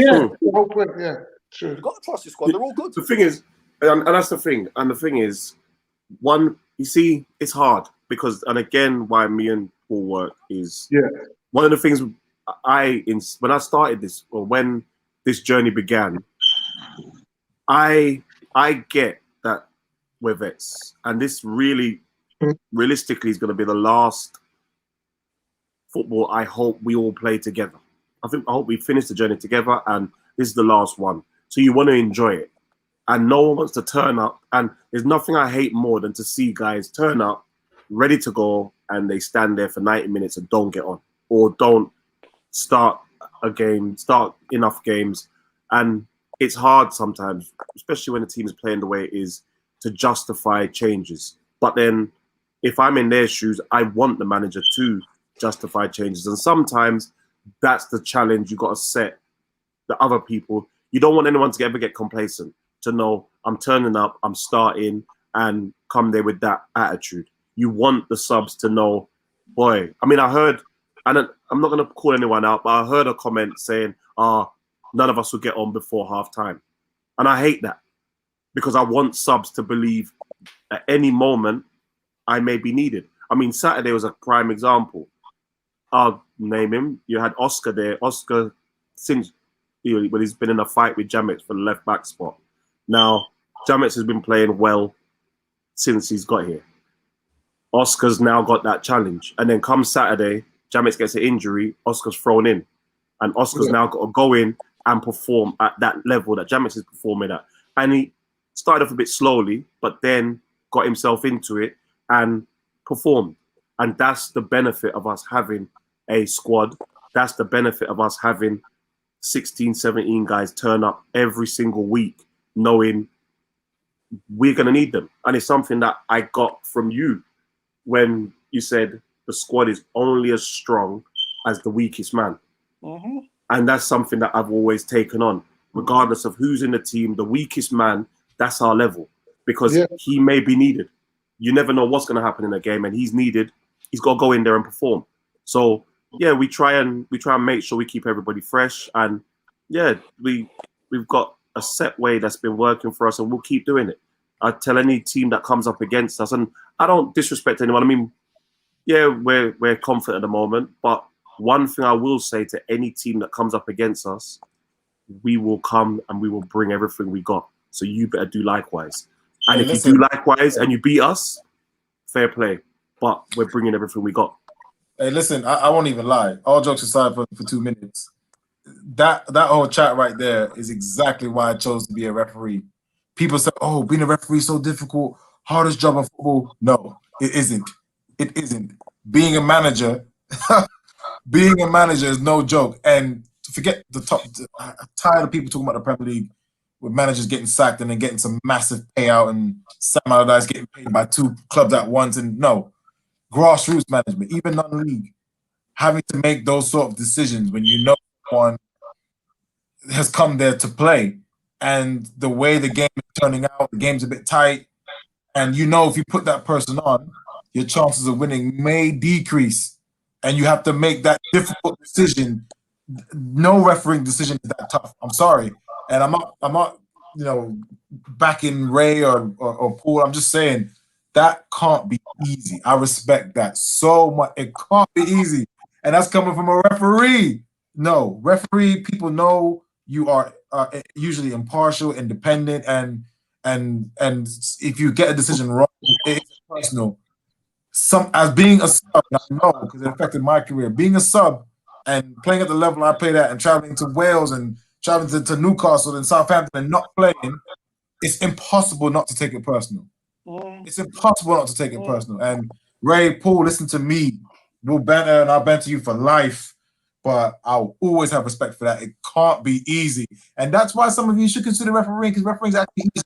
I don't even know why I brought that up. My bad. Yeah, I don't know why you brought that up. But also, listen,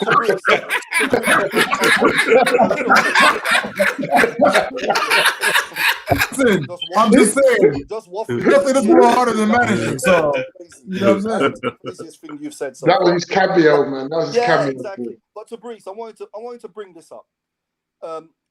One of your interviews, and this is just me. This is not anything to do with independent club or independent vets. This is just me. As I've said, I've been in vets football, not grassroots. I'm vets. I'm an elder man for a long time. And I heard one of your interviews this week, and I took sort of I took offense to it.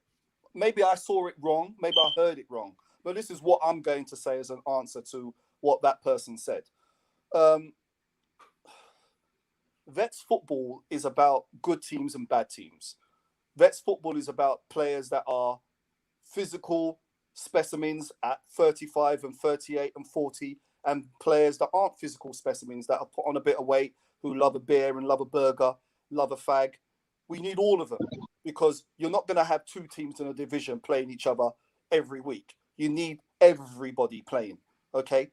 I took offense to some people saying that because they've got a team of ex-pros, that they're bringing vets football up to this sort of standard, and other teams may need to follow them and stuff like that. Let me just put that straight and to bed now. Okay? Vets football was here before they came, and Vets football will be here after they come. If they stop playing tomorrow, Vets football would continue. Okay? Vets football would continue. If you think Vets football is an entity of guys with fat bellies, maybe you need to do your research.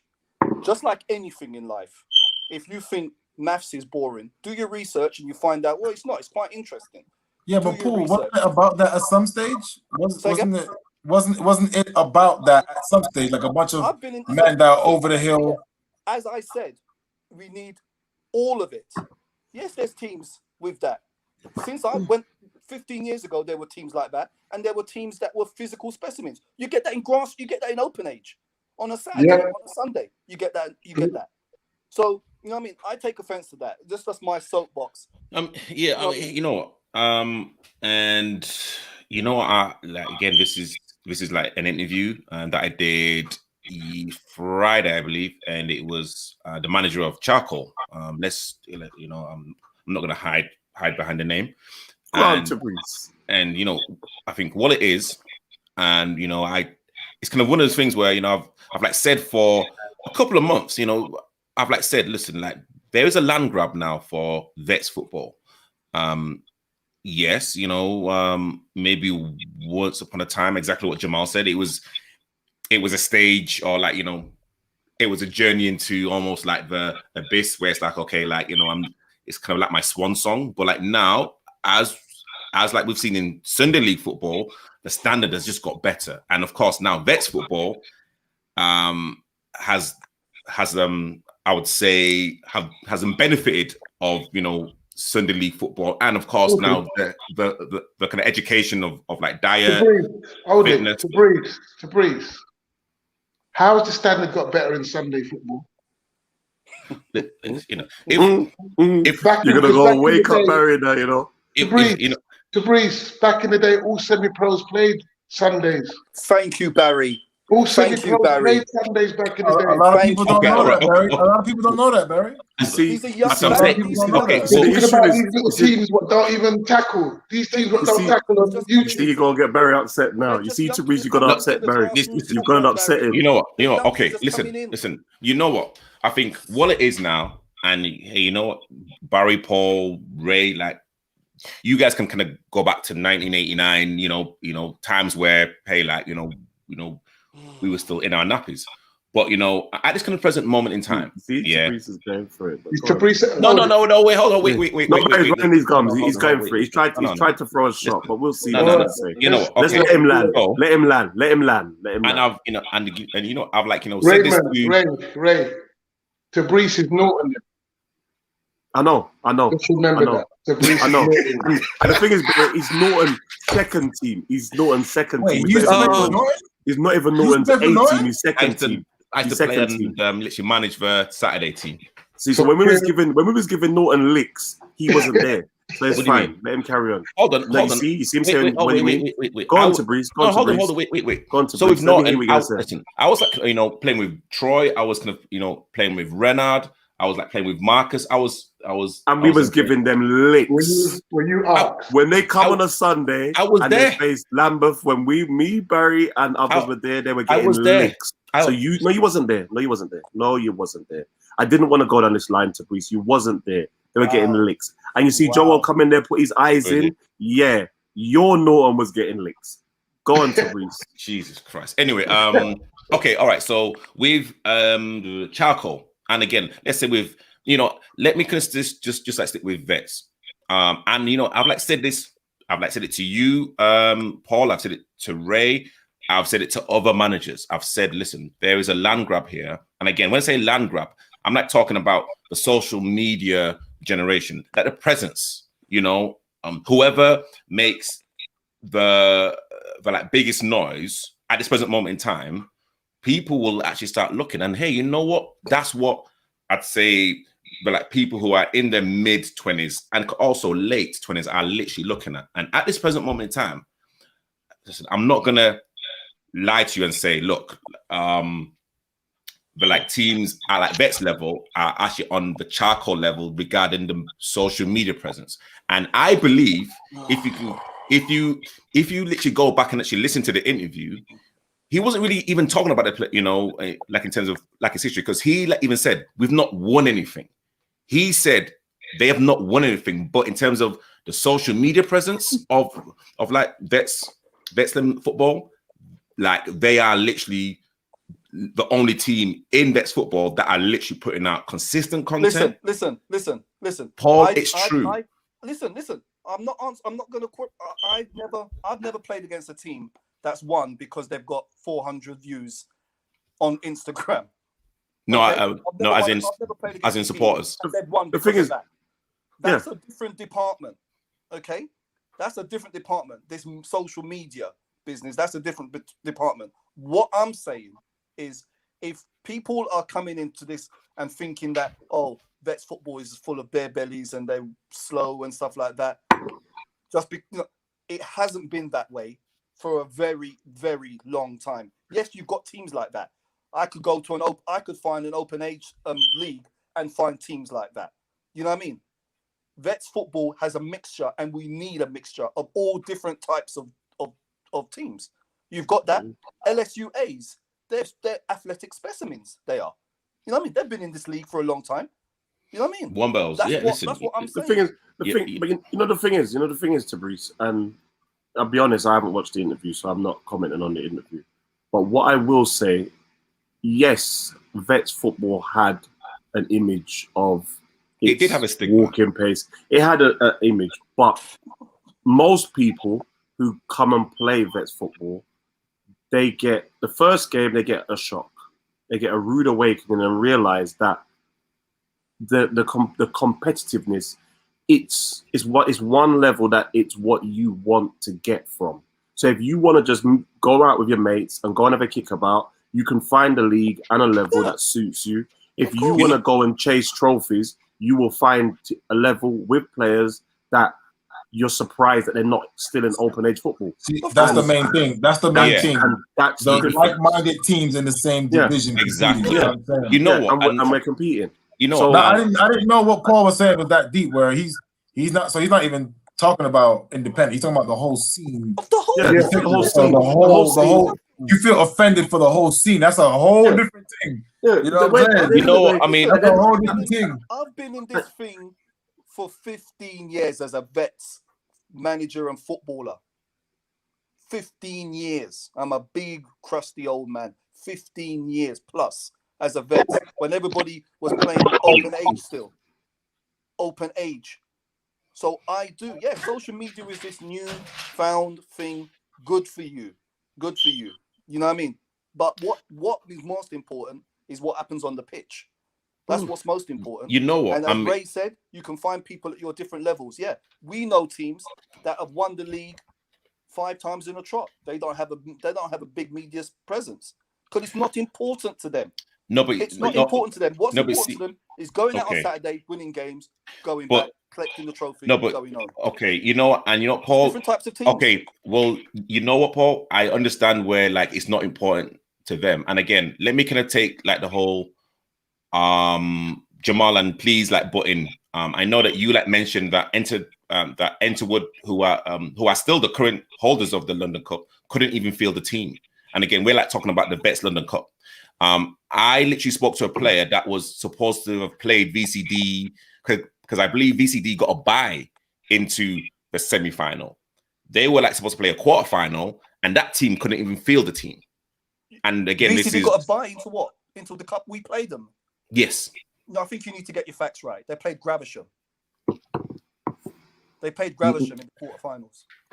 Paul,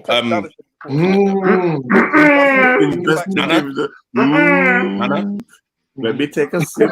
I think you need to get your facts right, Tabrice. Yet again, oh boy, don't come on the show and not have the facts in front of you, my friend. Oh boy, I check teams before we play them.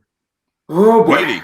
Okay, all right. Well, okay. Well, literally, I'm not even gonna name. Okay. No, well, you know, no. Okay, wait. Can we get the warn yourself gift, please?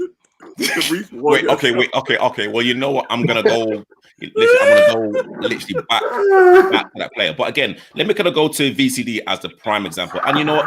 I'm gonna say one belt as well. But literally, I'm gonna say VCD. VCD's team hasn't really changed since. Well, I'd say for the past three or 4 years. They're an aging squad. How do you know? Do you follow them? No, Paul. Are you for real, Tabriz? Listen to what I'm saying.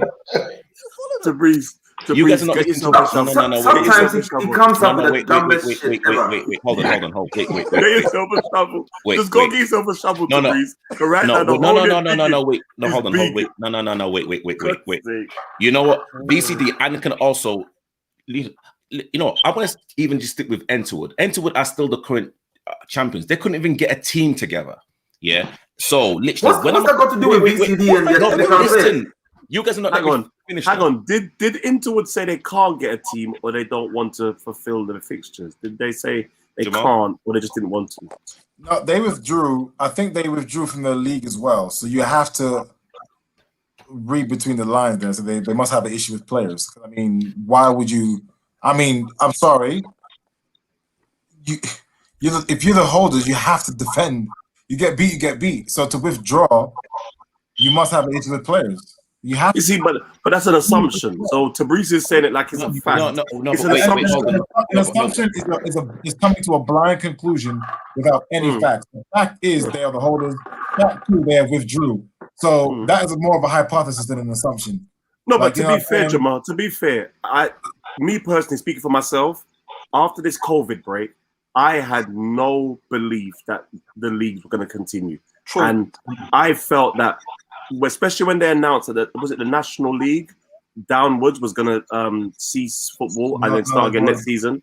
Yeah. Null and void. I felt that was us. That was it for us as grassroots. I thought there was no way we were coming back. So when they announced that the cup games were coming back, I was like, wow. And I, for one, I don't know, before in the preseason, I did the preseason and I was trying to play some games. And in the second lockdown, the fridge was my friend. I was tucking away like nobody's business. Just like Nana's. So you probably got other players, other teams who they were just eating, and as my friend says, they were swallowing all through the lockdown. And when you announced we're gonna play, hang on, Ray, hang on one second. No, just leave it. No, just leave it. You don't have to. No, Jamal, listen here. It's very important. Like, it's not important, Nana. No, Tabriz, listen here. It's very important. Like, I want all your viewers to hear this and listen to it once and for all. Like, you try to take the jab the slightest moment you get. But guess what? I've kept you on the bench with my fat belly and all that. I've kept you on the bench for over 4 seasons. You take my seconds. Yeah? You take my seconds. When I've exhausted my gas tank, that's when you get a game to play. How about that? Listen. How about that? You know, Nana. Listen, Paul is here. Ray, I'm not fibbing. I'm not fibbing. You know what? Listen, that's true. So why don't you fix yourself? Why don't you fix yourself? Get to football. Ask your wife permission, and actually get to football and come and play. For fuck's sake, man. Listen. You know what, Nana? Again, you're taking a piss. You're taking a piss. You're always speaking about 10 and trying to get little jobs in your little subliminals. You know what? Hey, Paul, I lie. No, wait. No, you know what? Let me have my chance to respond. Let me have a. You know what? Let me have my chance to respond. Let me just say, Nana is a quality centre back. Yeah. However. The reason why I was out for like two games, and again, my own fault. I played on Sunday because you know what?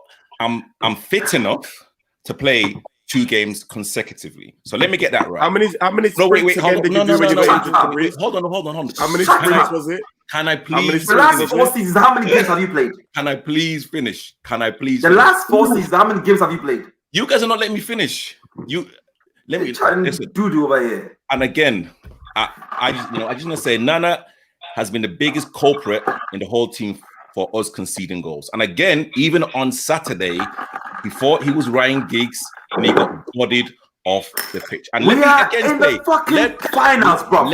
Let me just say, Nana, you know, and I've been an integral part of the team. How many games have you played the whole season? You know what? How many games have you played in the last 4 seasons? Spot, and I'm coming for it. And you know what? It's my spot. Remember that. I'm telling you that right now. Trust me. Trust me when I say. Oh my goodness! I will be the partner next to Barry. Mr. I'm not gonna say hell will freeze over. Trust me. Until I ask Barry a question, please? You take that spot. Barry.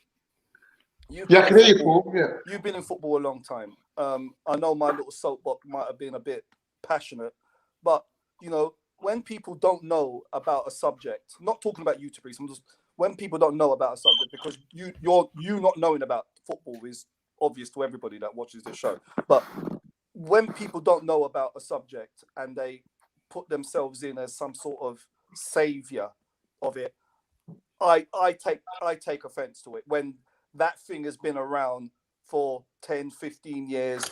Oh, is that what he said?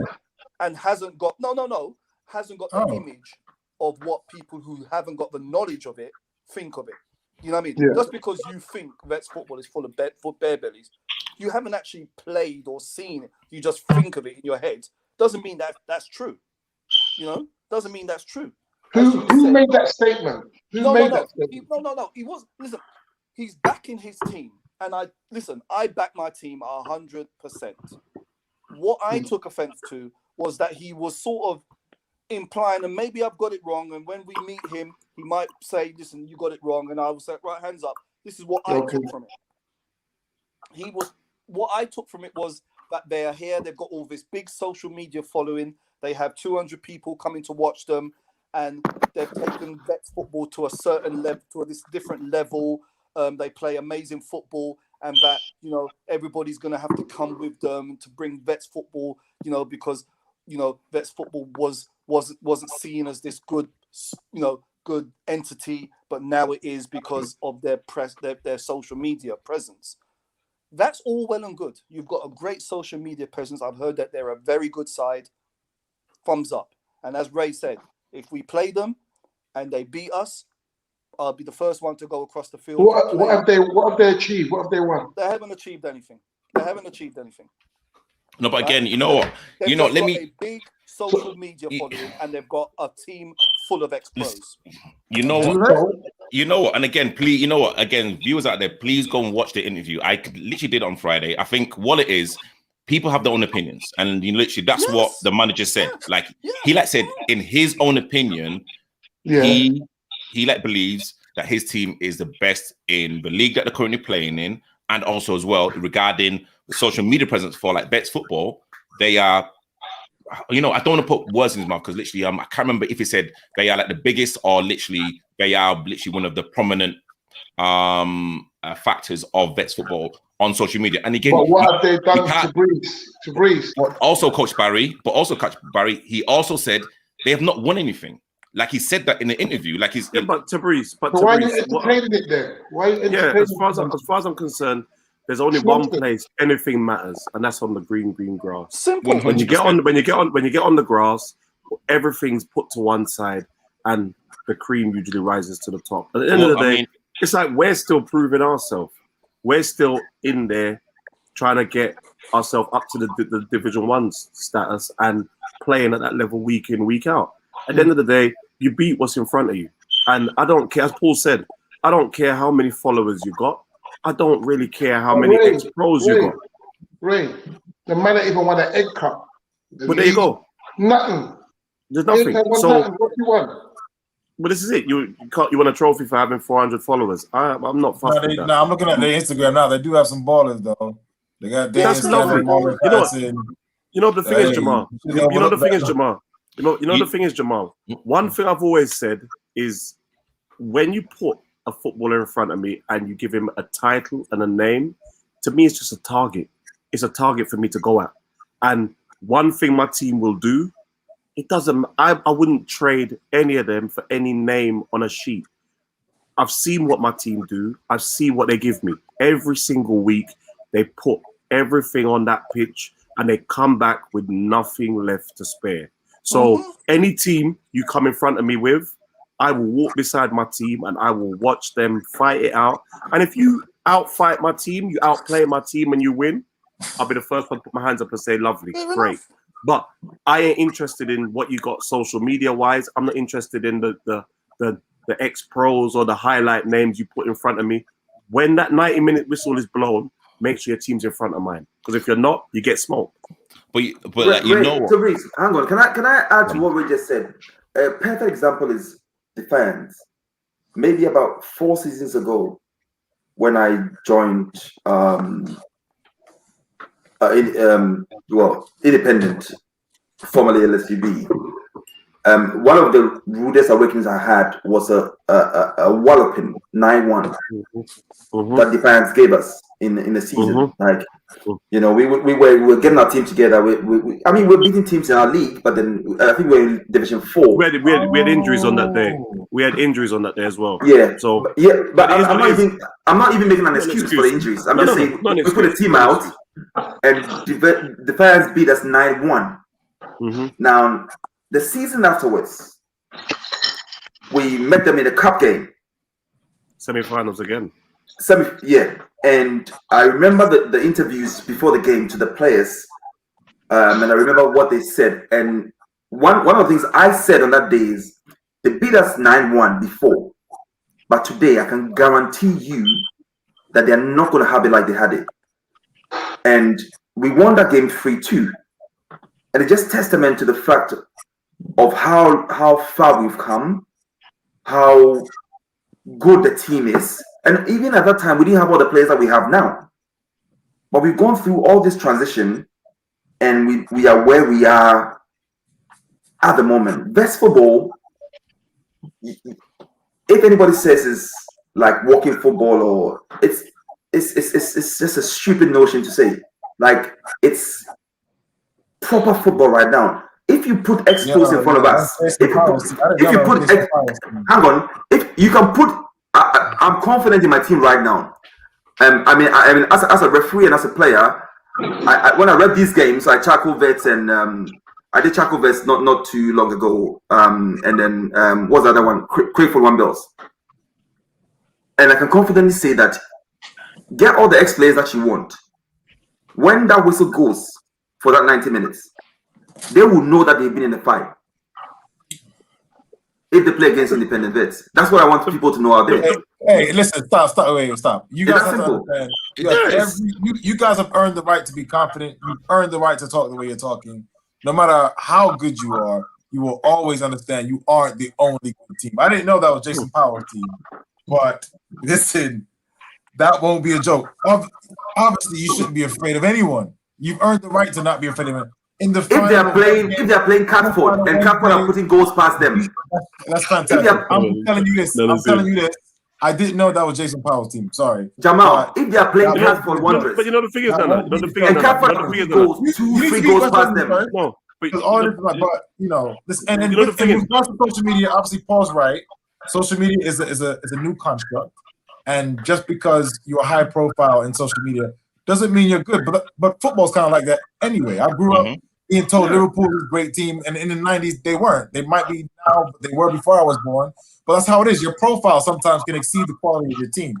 That ain't the case this time. This time the profile is big. The quality of the team is above that. They haven't won anything yet, but they will. Just like you guys will probably win a trophy this season, and your profile is quite high. So listen, that team. I want to just. I didn't realize that was them. You know, the thing is, at the end of the day, I'm gonna put a bit of water on this fire. And at the end of the day, well, it's no fire. We're in the same. There's no fire. I mean, this whole discussion, and we're both in the same division as it is at the moment now. Due to COVID, the league got scrapped, so we'll never know who would have come out on top, who wouldn't come out on top. But at the end of the day, it's only good for Vets football. Exactly. And I think, as Paul said, Vets football is disrespectful to say that anyone's going to be the savior of Vets football or bring it on the map. Because fun and jokes aside, I've watched One Bells, and some of the football they play is a joy to watch. The simplicity of the way they play, moving the ball around. It's the kind of thing I go away and when I speak with Paul, we take notes about because it's simple. It's simple, effective football. And for me, whatever this creates, whatever it doesn't create, it can only be good for Vets football. And the younger players come into it when they come in direct at 35, it just makes us that much more appealing. So I'm looking forward to it. They're in the London Cup. Hopefully come Wednesday night, we'll still be in the London Cup and we'll be en route to clash in the final. So if we both meet in the final, it'll be a wicked final. Let me check that now. I mean, you know, and again, especially this season in terms of, you know, the elite game where fans are not allowed in.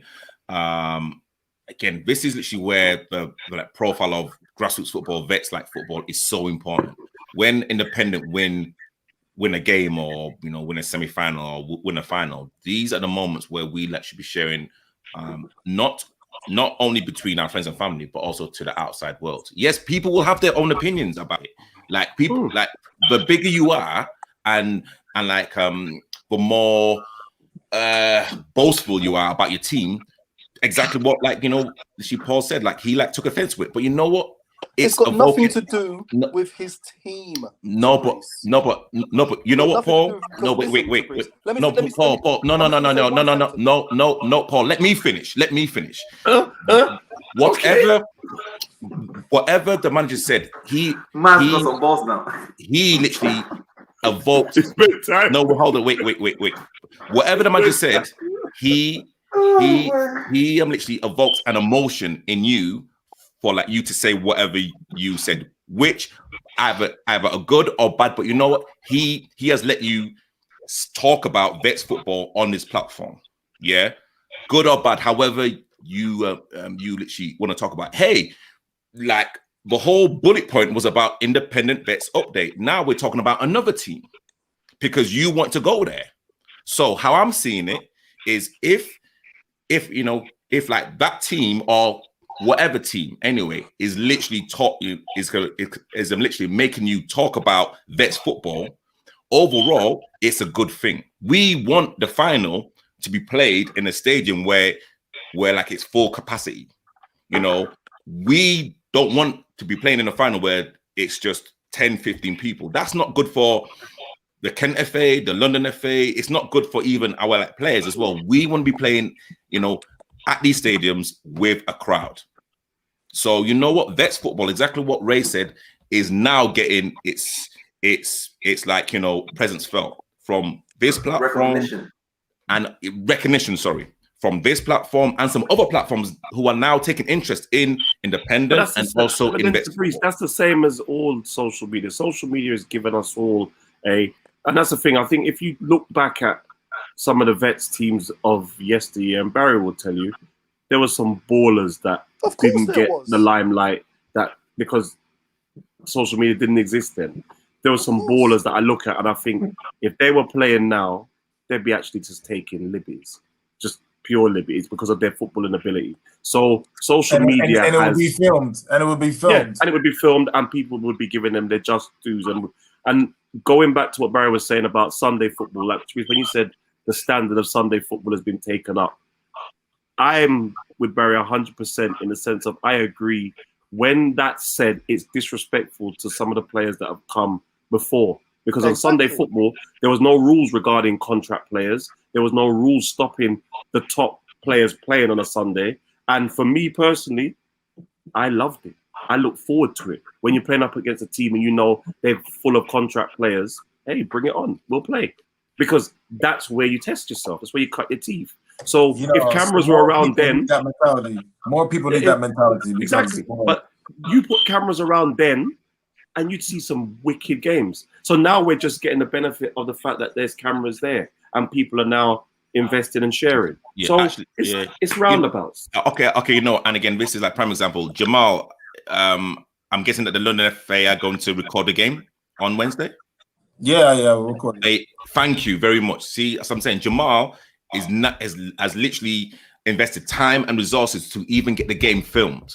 Ray, we've had this conversation even in the group. How many people or how like many players are begging for the content that we put out, or like content that was filmed on Saturday to be put out?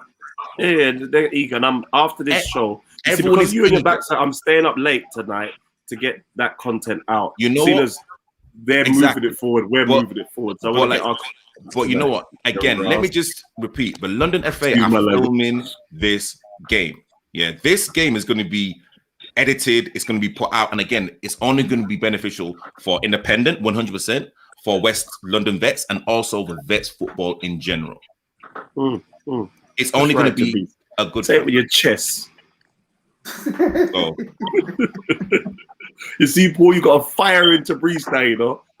It's like a dog with a bone, isn't it? He's going for a jog later on. You see, look how he's pumped up. Right, listen, listen, there was no you, fire. no, you know what I mean. You know, and get honestly, like I respect what Paul says, what Coach Barry, everyone on like the panel, you know, and again, it's only good for like vets football. It's only good for the fans. It's only good for management. It's only good for the players that are looking to kind of get who are kind of reaching to that age and think, oh, you know what, I can't really play open age because my legs can't like do like certain things. Now they're looking at certain teams and thinking, okay, you know what, independent are doing things, and like, you know, I like what they're doing on socials, and I like what they're doing on this channel. Oh, you know what, that's okay. Oh, I like what Coach. Peter Ford said hello. Listen, you know what, Peter Ford, legend. I said, listen, listen, legend. You know what? Let me kind of talk something about Peter Ford. Peter Ford, please do not banter, because again, Coach Barry, you know Peter Ford, yeah. Peter Ford is my mentor. Peter Ford, when I was 17, Peter Ford is your mentor. Peter Ford used to pick me up from like Fort Neath. Me and Carl Lacey. He let you get away with murder then. Listen, you know what? And we used to bet. Listen, Carl Lacey. No, wait. Story. Carl Lacey is probably like the best footballer that I've probably played with that probably didn't sign professionally. For me personally, he had everything. And again, this is like Norton days. And literally, Peter Ford. He, you know, like in terms of, and again, I know that you guys are gonna start bantering. In terms of defending, he literally taught me crazy amounts in, you know, like in terms of defending, and literally did you not train with Arsenal? What's that? Right. You didn't learn anything then. See, you know what? There's like gonna be banter now. There's them, you know, literally be banter. But hey, you know what? Again, Peter Ford, an absolute legend for Norton. Peter Ford, absolute legend for Norton. So hey, you know what? Big up Peter. He taught you the touch of the Jedi. So hold on, Barry. Didn't Peter Ford play for Lambeth as well? I mean, yeah, Lambeth. He played for us. Didn't he? Socials. Is it the same Peter Ford right back? No, it's tall. Yeah. Oh no, it's different one. Yeah. No. I was gonna Peter say Ford. let him get away with murder then. Peter Ford, absolute legend. But I mean, again, yeah, you know, it's, you know, again, going like back to like the vets and kind of going back to like the original bullet point independent, that the team is absolutely amazing. And again, you know, testament to like Paul and Ray, even after the game, I think we were still in the car park for a good 2 hours after. And again, you know, that kind of proves how like close we are, and you know, we all can banter, and we all can have jokes. But you know, again, exactly what Paul says. Hey, like the first message that Paul said this morning was like, take your recovery seriously. He was like, you know, like there was no joking around. It was like, guys, we have a game on Wednesday. Like, do not be, you know, effing around. Take everything seriously. And again, everyone put up like the thumbs, because again, people know exactly what the team is trying to do. So again, Paul and Ray, like you like guys are doing like amazing stuff, man. Big shout out. It's a team effort, Tabrice. There's a lot of players. We're blessed to have a squad of talented players. Talented. I say this every week, and I will back my team to the hill. Very, very talented squad. And you know, people have come and watched us and may have seen a way or a style we play. But we have 3 or 4 different ways to play. We're like COVID. We adapt to the situation. I'll give you an example. Let me give you an example. Oh boy. We played Elton Palace, first game of the season, and we lost. We played Santos, and we've lost. We played Elton again, and we played them off the park. Got a draw. We played Santos again, and we beat them.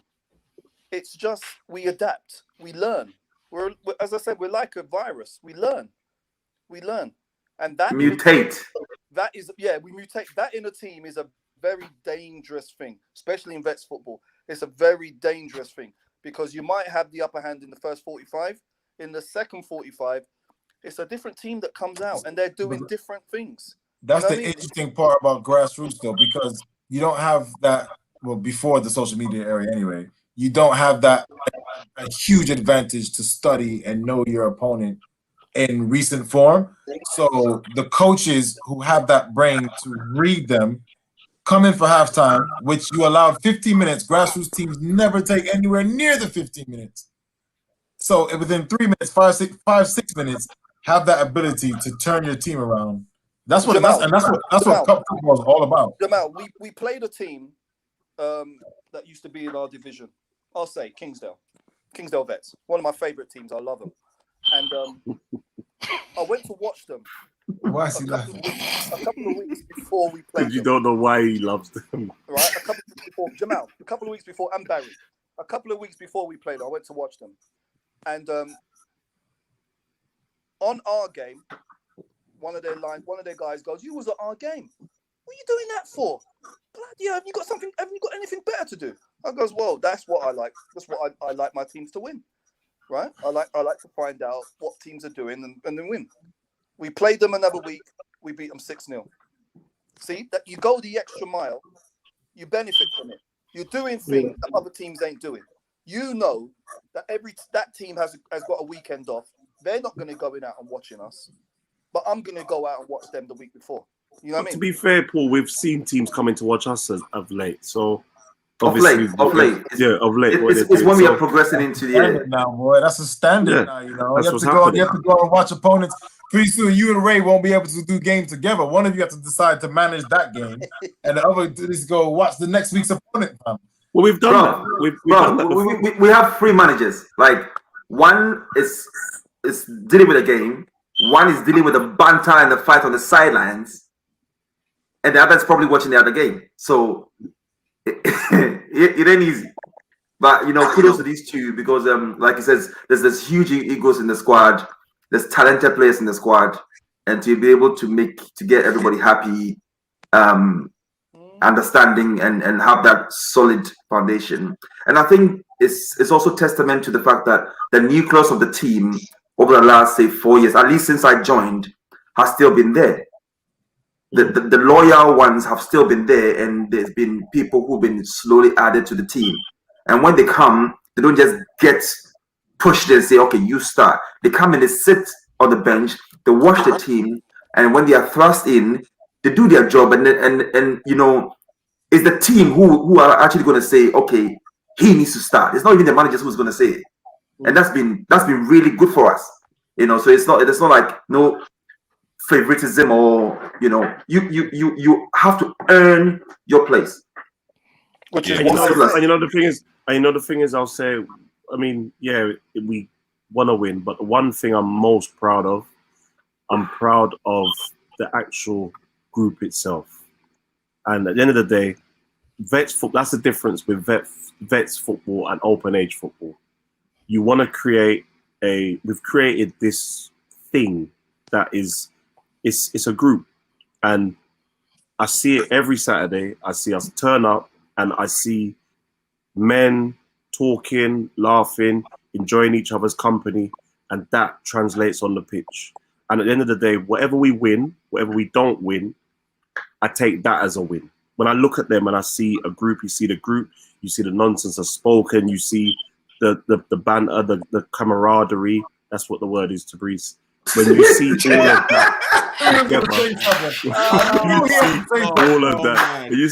that that's what to me is that to me is what it's about. I come out my house every Saturday, and at least I know I spend time with guys that I actually like, I actually enjoy their company, and yeah, that's winning is a bonus. Don't let Jamie say you say that. Yeah. Jamix is Jamix, isn't it? But I come out my house and I enjoy that banter. But when we get on the pitch, we're deadly serious. We want to win. We want to kill anything that's in front of us. But at the end of the day, you enjoy each other's companies. We have our barbecues, we have our days out, our nights out, and these are guys that I will check for years after. So that's, to me, the difference between open age football and vets football, where that little bit more, I don't know, seasoned or sensible, or it's that. So family. It's a family. What I take out of it is, it's an honor. I mean, some of these guys have had really good grassroots careers, and it's an honor that, you know, I was never the best player. I'm more of a person that can put things together than play football. I like playing football, but I was never great. But it's good that, you know, I love it where you can stand in front of these guys that you know they're better than you, and they listen to you, and they take what you say on board and go, okay, if he says this is the way we're going to win the game, then we're gonna follow him. We're gonna follow him. That, to me, on a Saturday, makes me feel proud that they actually, because most of the time they probably could work it out themselves once they cross the white line, but they take on board what you've said and said, okay, we're going to listen to you two, because we trust you. And that, to me, is worth more than anything. Nana, there's a question to you. Ricardo B. Nana, you said the loyal one's still playing for Ray. Please explain that one, son.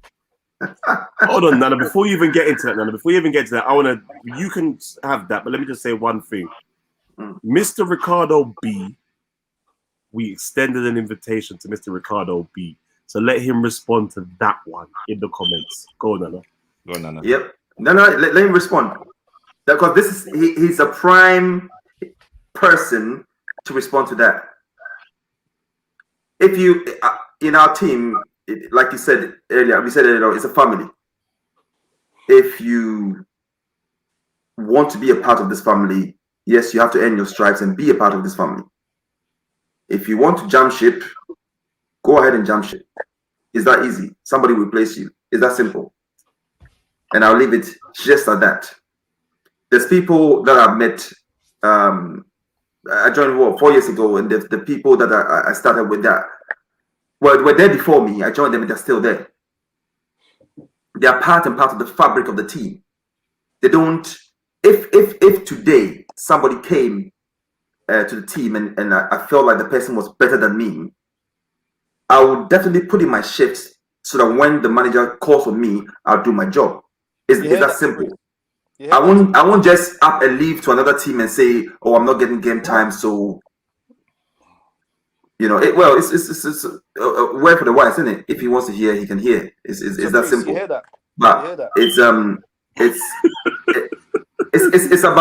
the family. It's about what we've been trying to build. This has been a long journey, and there are boys who have started way before me, and they are still here because they believe in the project.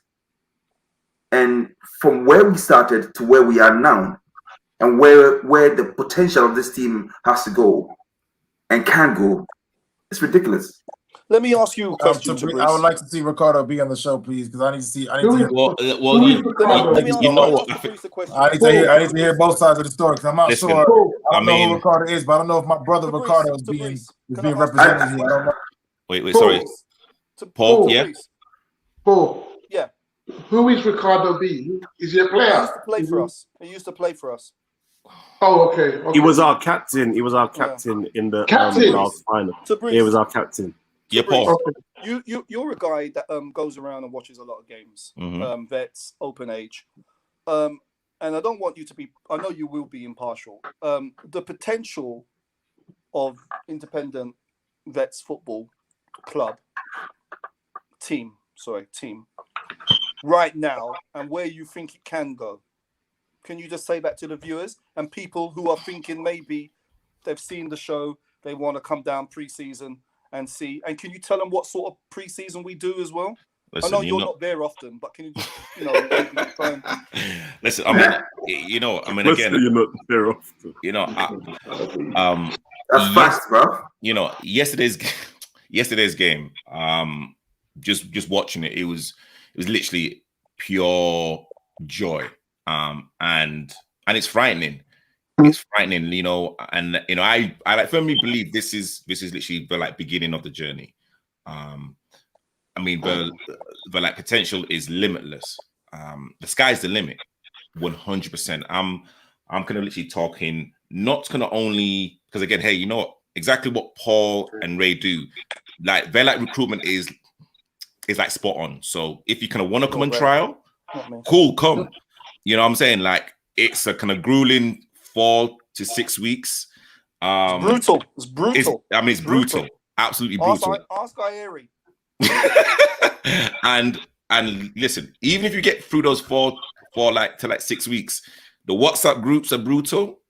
And then if you can get through that, then you've got to come and then, hey, you know exactly what Ray and Paul say. You know what? You have to hold the bench. You've got to wear your North Face coat for maybe a couple of weeks, and then see how your character is then. And then, hey, you know what? You may get a few minutes here and there, but again, like the potential is absolutely huge. And again, I'm not even just kind of talking like about the vets team. And yes, you know, independent have been running for crazy amounts of years. But honestly, like I think the independent brand, yes, huge, absolutely it's huge. It's a match made in heaven. I really do think so. And every young kid I see, I will tell them if they want to get into grassroots football, to come down and speak to Barry. I will say that because I know for a fact he will point them in the right direction. And if their dad thinks he's a baller, come pre-season, and we'll see. We'll see if you throw up your guts. Because and for the sponsors as well. And for the sponsors as well. I'll tell you something. It's hard work. You got to get the way we play. You have to get your body in shape first. It's not about just turning up and playing football. You got to get your body in shape first to play for us. But we welcome with open arms. Good teams always attract good players. That's just standard. It's not set for just one team. Good teams, good players always know good players. Yeah. And this club, independent, it's a great brand. Absolutely great brand. Absolutely great brand. I take my hat off to Barry. I really do. Take my hat off to Barry. And you know, Barry, you're to blame for all of this. You're to blame for all of this. You're the face of this. You, not us. We've just come. We've only been here a minute. It's you. When you do your pre-season? I don't know. It depends when the season ends. To be honest, I think Jamal said that. Well, I won't even talk about that one. We don't know when the Beckenham final is going to be. We've got a summer tournament June 5th, and after that we'll have a break, and then hopefully come back. We'll find out roughly when the leagues are going to be ending. I mean, restarting. So at the moment, I've got a few good players who want to come down. So yeah, man. Yeah. Hey, and you know, again, with all jokes aside, you know, just watching the team play yesterday, you know, again, for professionalism, how we had to dig deep. Exactly what Paul said. There was probably a 15 minutes where we had to dig deep, and you know what? We've actually done that in like previous games as well. Not only against VCD, we've actually had to dig deep as well. Again, defensively, we were strong. Like, you know, Mel's made some blinding saves. Amazing saves. Again, like I know, like me and like Nana go back and forth, but flipping, you know, Nana is an absolute brick wall. Townsend, Nathaniel, you know, flipping a lot. Townsend, Jamix. You know what? I've started to name it. Yeah, everyone. The whole team, bro. The whole team, the whole squad. The whole squad. You know, the whole squad. And again, like, watching the team yesterday, it was an absolute joy. And hey, coming on, I was thinking, you know what? I have to keep that standard. I've got to keep that standard. And you failed. Wednesday. Well, he's got to turn up first, isn't it? Well, he's got to turn up first. No, he said he's there. He said he's there. He's driving. Well, He's driving. He's driving into the crowd. Is he one of them 60-40s or 70-30s or 50-50? No. He said he's 100%. He said he's 100%. Wednesday. That's What good. camera? Go on, Jamal. Show them. Please show them. Is it a VO one? No, not using no VO. What's that? What the hell is that? No. Guys, listen to what I'm saying. handicap. No. Listen. You know what? No, No. be on a 25-foot mask. Thank you. A 25-foot mask. Listen I to what I'm don't saying. care if it's on the flipping No. the Goodyear blimp. It's a handicap. No, Can guys. we see again, please? No, you know what, Jamal? Just keep it right there. Just keep it right there. Just keep it right there. Tabriz, you see, this is where you're rude, you know, Tabriz. No. This is where you're just rude. Mm-mm. You know more than most. You know more than most. I keep my nose to the ground. I know when you it comes do. to technology and when listen. it comes to boots. No, listen. And I know that's a handicap. You know what? That's fair enough. But you know what? It's the fact that the London FA are filming the game on a 25-foot mask. And you know what? It's going to be filmed. It's going to be edited. It's going to be supported by the London FA. Are you doing interviews? Are you doing I thought it was going to be. interviews I was looking for the proper interviews film before? type camera. That's what I was looking for. But hey, when you gave it the big build up, I'm thinking, right, we're going to get the Canon. Nah, I thought it was gonna be the VO or some shit like that. Oh, I'm saying. no, forget the VO. I thought we were getting the Canon cam business. You know what, Jamal? Some big things. I don't know the handicam.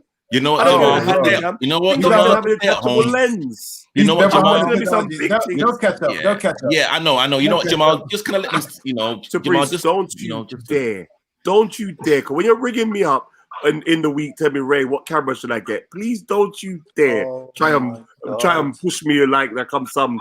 Like I don't know what I'm talking about. Don't you dare. Listen, right? I don't know about no previous conversation. You're bang out of order. All right, it's all right. When you come to me next time and say, Ray, what camera should I get? I'm gonna tell you, go and ask Jamal. You know what, guys? Honestly, you know what? It's gonna be 2.5 hours. This video has literally flown by. Thank you so much for everyone that's tuned in again to Troy and Pharrell. Thank you for coming on to the show. Coach Barry, Beacon of Light to Independent. And again, Ray, Paul, Beacon of Light to Independent Vets and Vets Football. So thank you so much. Jamal doing great stuff. You know, with the London FA and with refereeing. And hey, you know, again, Coach Ray, Jamal. You know I'm gonna ask you, innit? What's that? He has no clue. What's that? About his singing. Jamal's a singer. Jamal's a singer. He ain't told us nothing yet. Jamal's a singer. singer. To hear what genre he sings in. London Vets Cup final 10th of June. Hold on. Jamal, can I ask you a question? Quickly? If by the grace of God we should get into the final and we win the final, will you sing a tune at the final? If Independent Vets win the cup final, I will sing a part of a song on an Amateur Footballer Unhinged show live. Yeah! Here we go. Here we go. But you gotta beat West London All Stars first. Yeah, and then after that beat West Fulham, and then you gotta beat Charcoal back. So hey, we got work to do. We got work to do. But that's incentive. Yeah. Jamal, thank you for all of the work that you've been doing, and again, we are here to support you. Again, just exactly what Ray said. Just keep smiling, which I know that you will carry on doing, and keep doing all of the positive work as well. So thank you so much. I only ask for one favor for everybody: don't get upset about the whole Instagram. Don't if you think you might get upset, people look at my story. Don't do it because it's gonna take it can take you to a dark place. I know. The best thing to do to get someone to do something is tell them not to do it. But if you're gonna go on my Instagram, just that I ain't worried. We all good. There's work to do. I don't care about these things. You know what I'm saying? That's all I'm saying. And Nana as well. Thank you for tuning in. Thank you that your kitchen seems to be your studio. I see some eggs, but you didn't take those eggs yesterday. That's protein. Yeah, but you know what? You know that fake rice that you cook. I don't use this Thank you, Nana. I've paused you. Let's go. Thank you. Of course, you're going to mute me, you know, shit. And again, honestly, thank you for everyone that's tuning in. I literally salute everyone that supports grassroots football. I salute everyone that supports Vets football. Every single team. Hey, you know what? We're here together. Yes, there's rivalry. Yes, there's friendly rivalry. There's banter. But you know what? We're here together to literally bring up the awareness of Vets football. So let's keep this thing going. Guys, thank you so much for coming on. My name is Fabrice. This is the Amateur Footballer Unhinged podcast. We will see you real soon.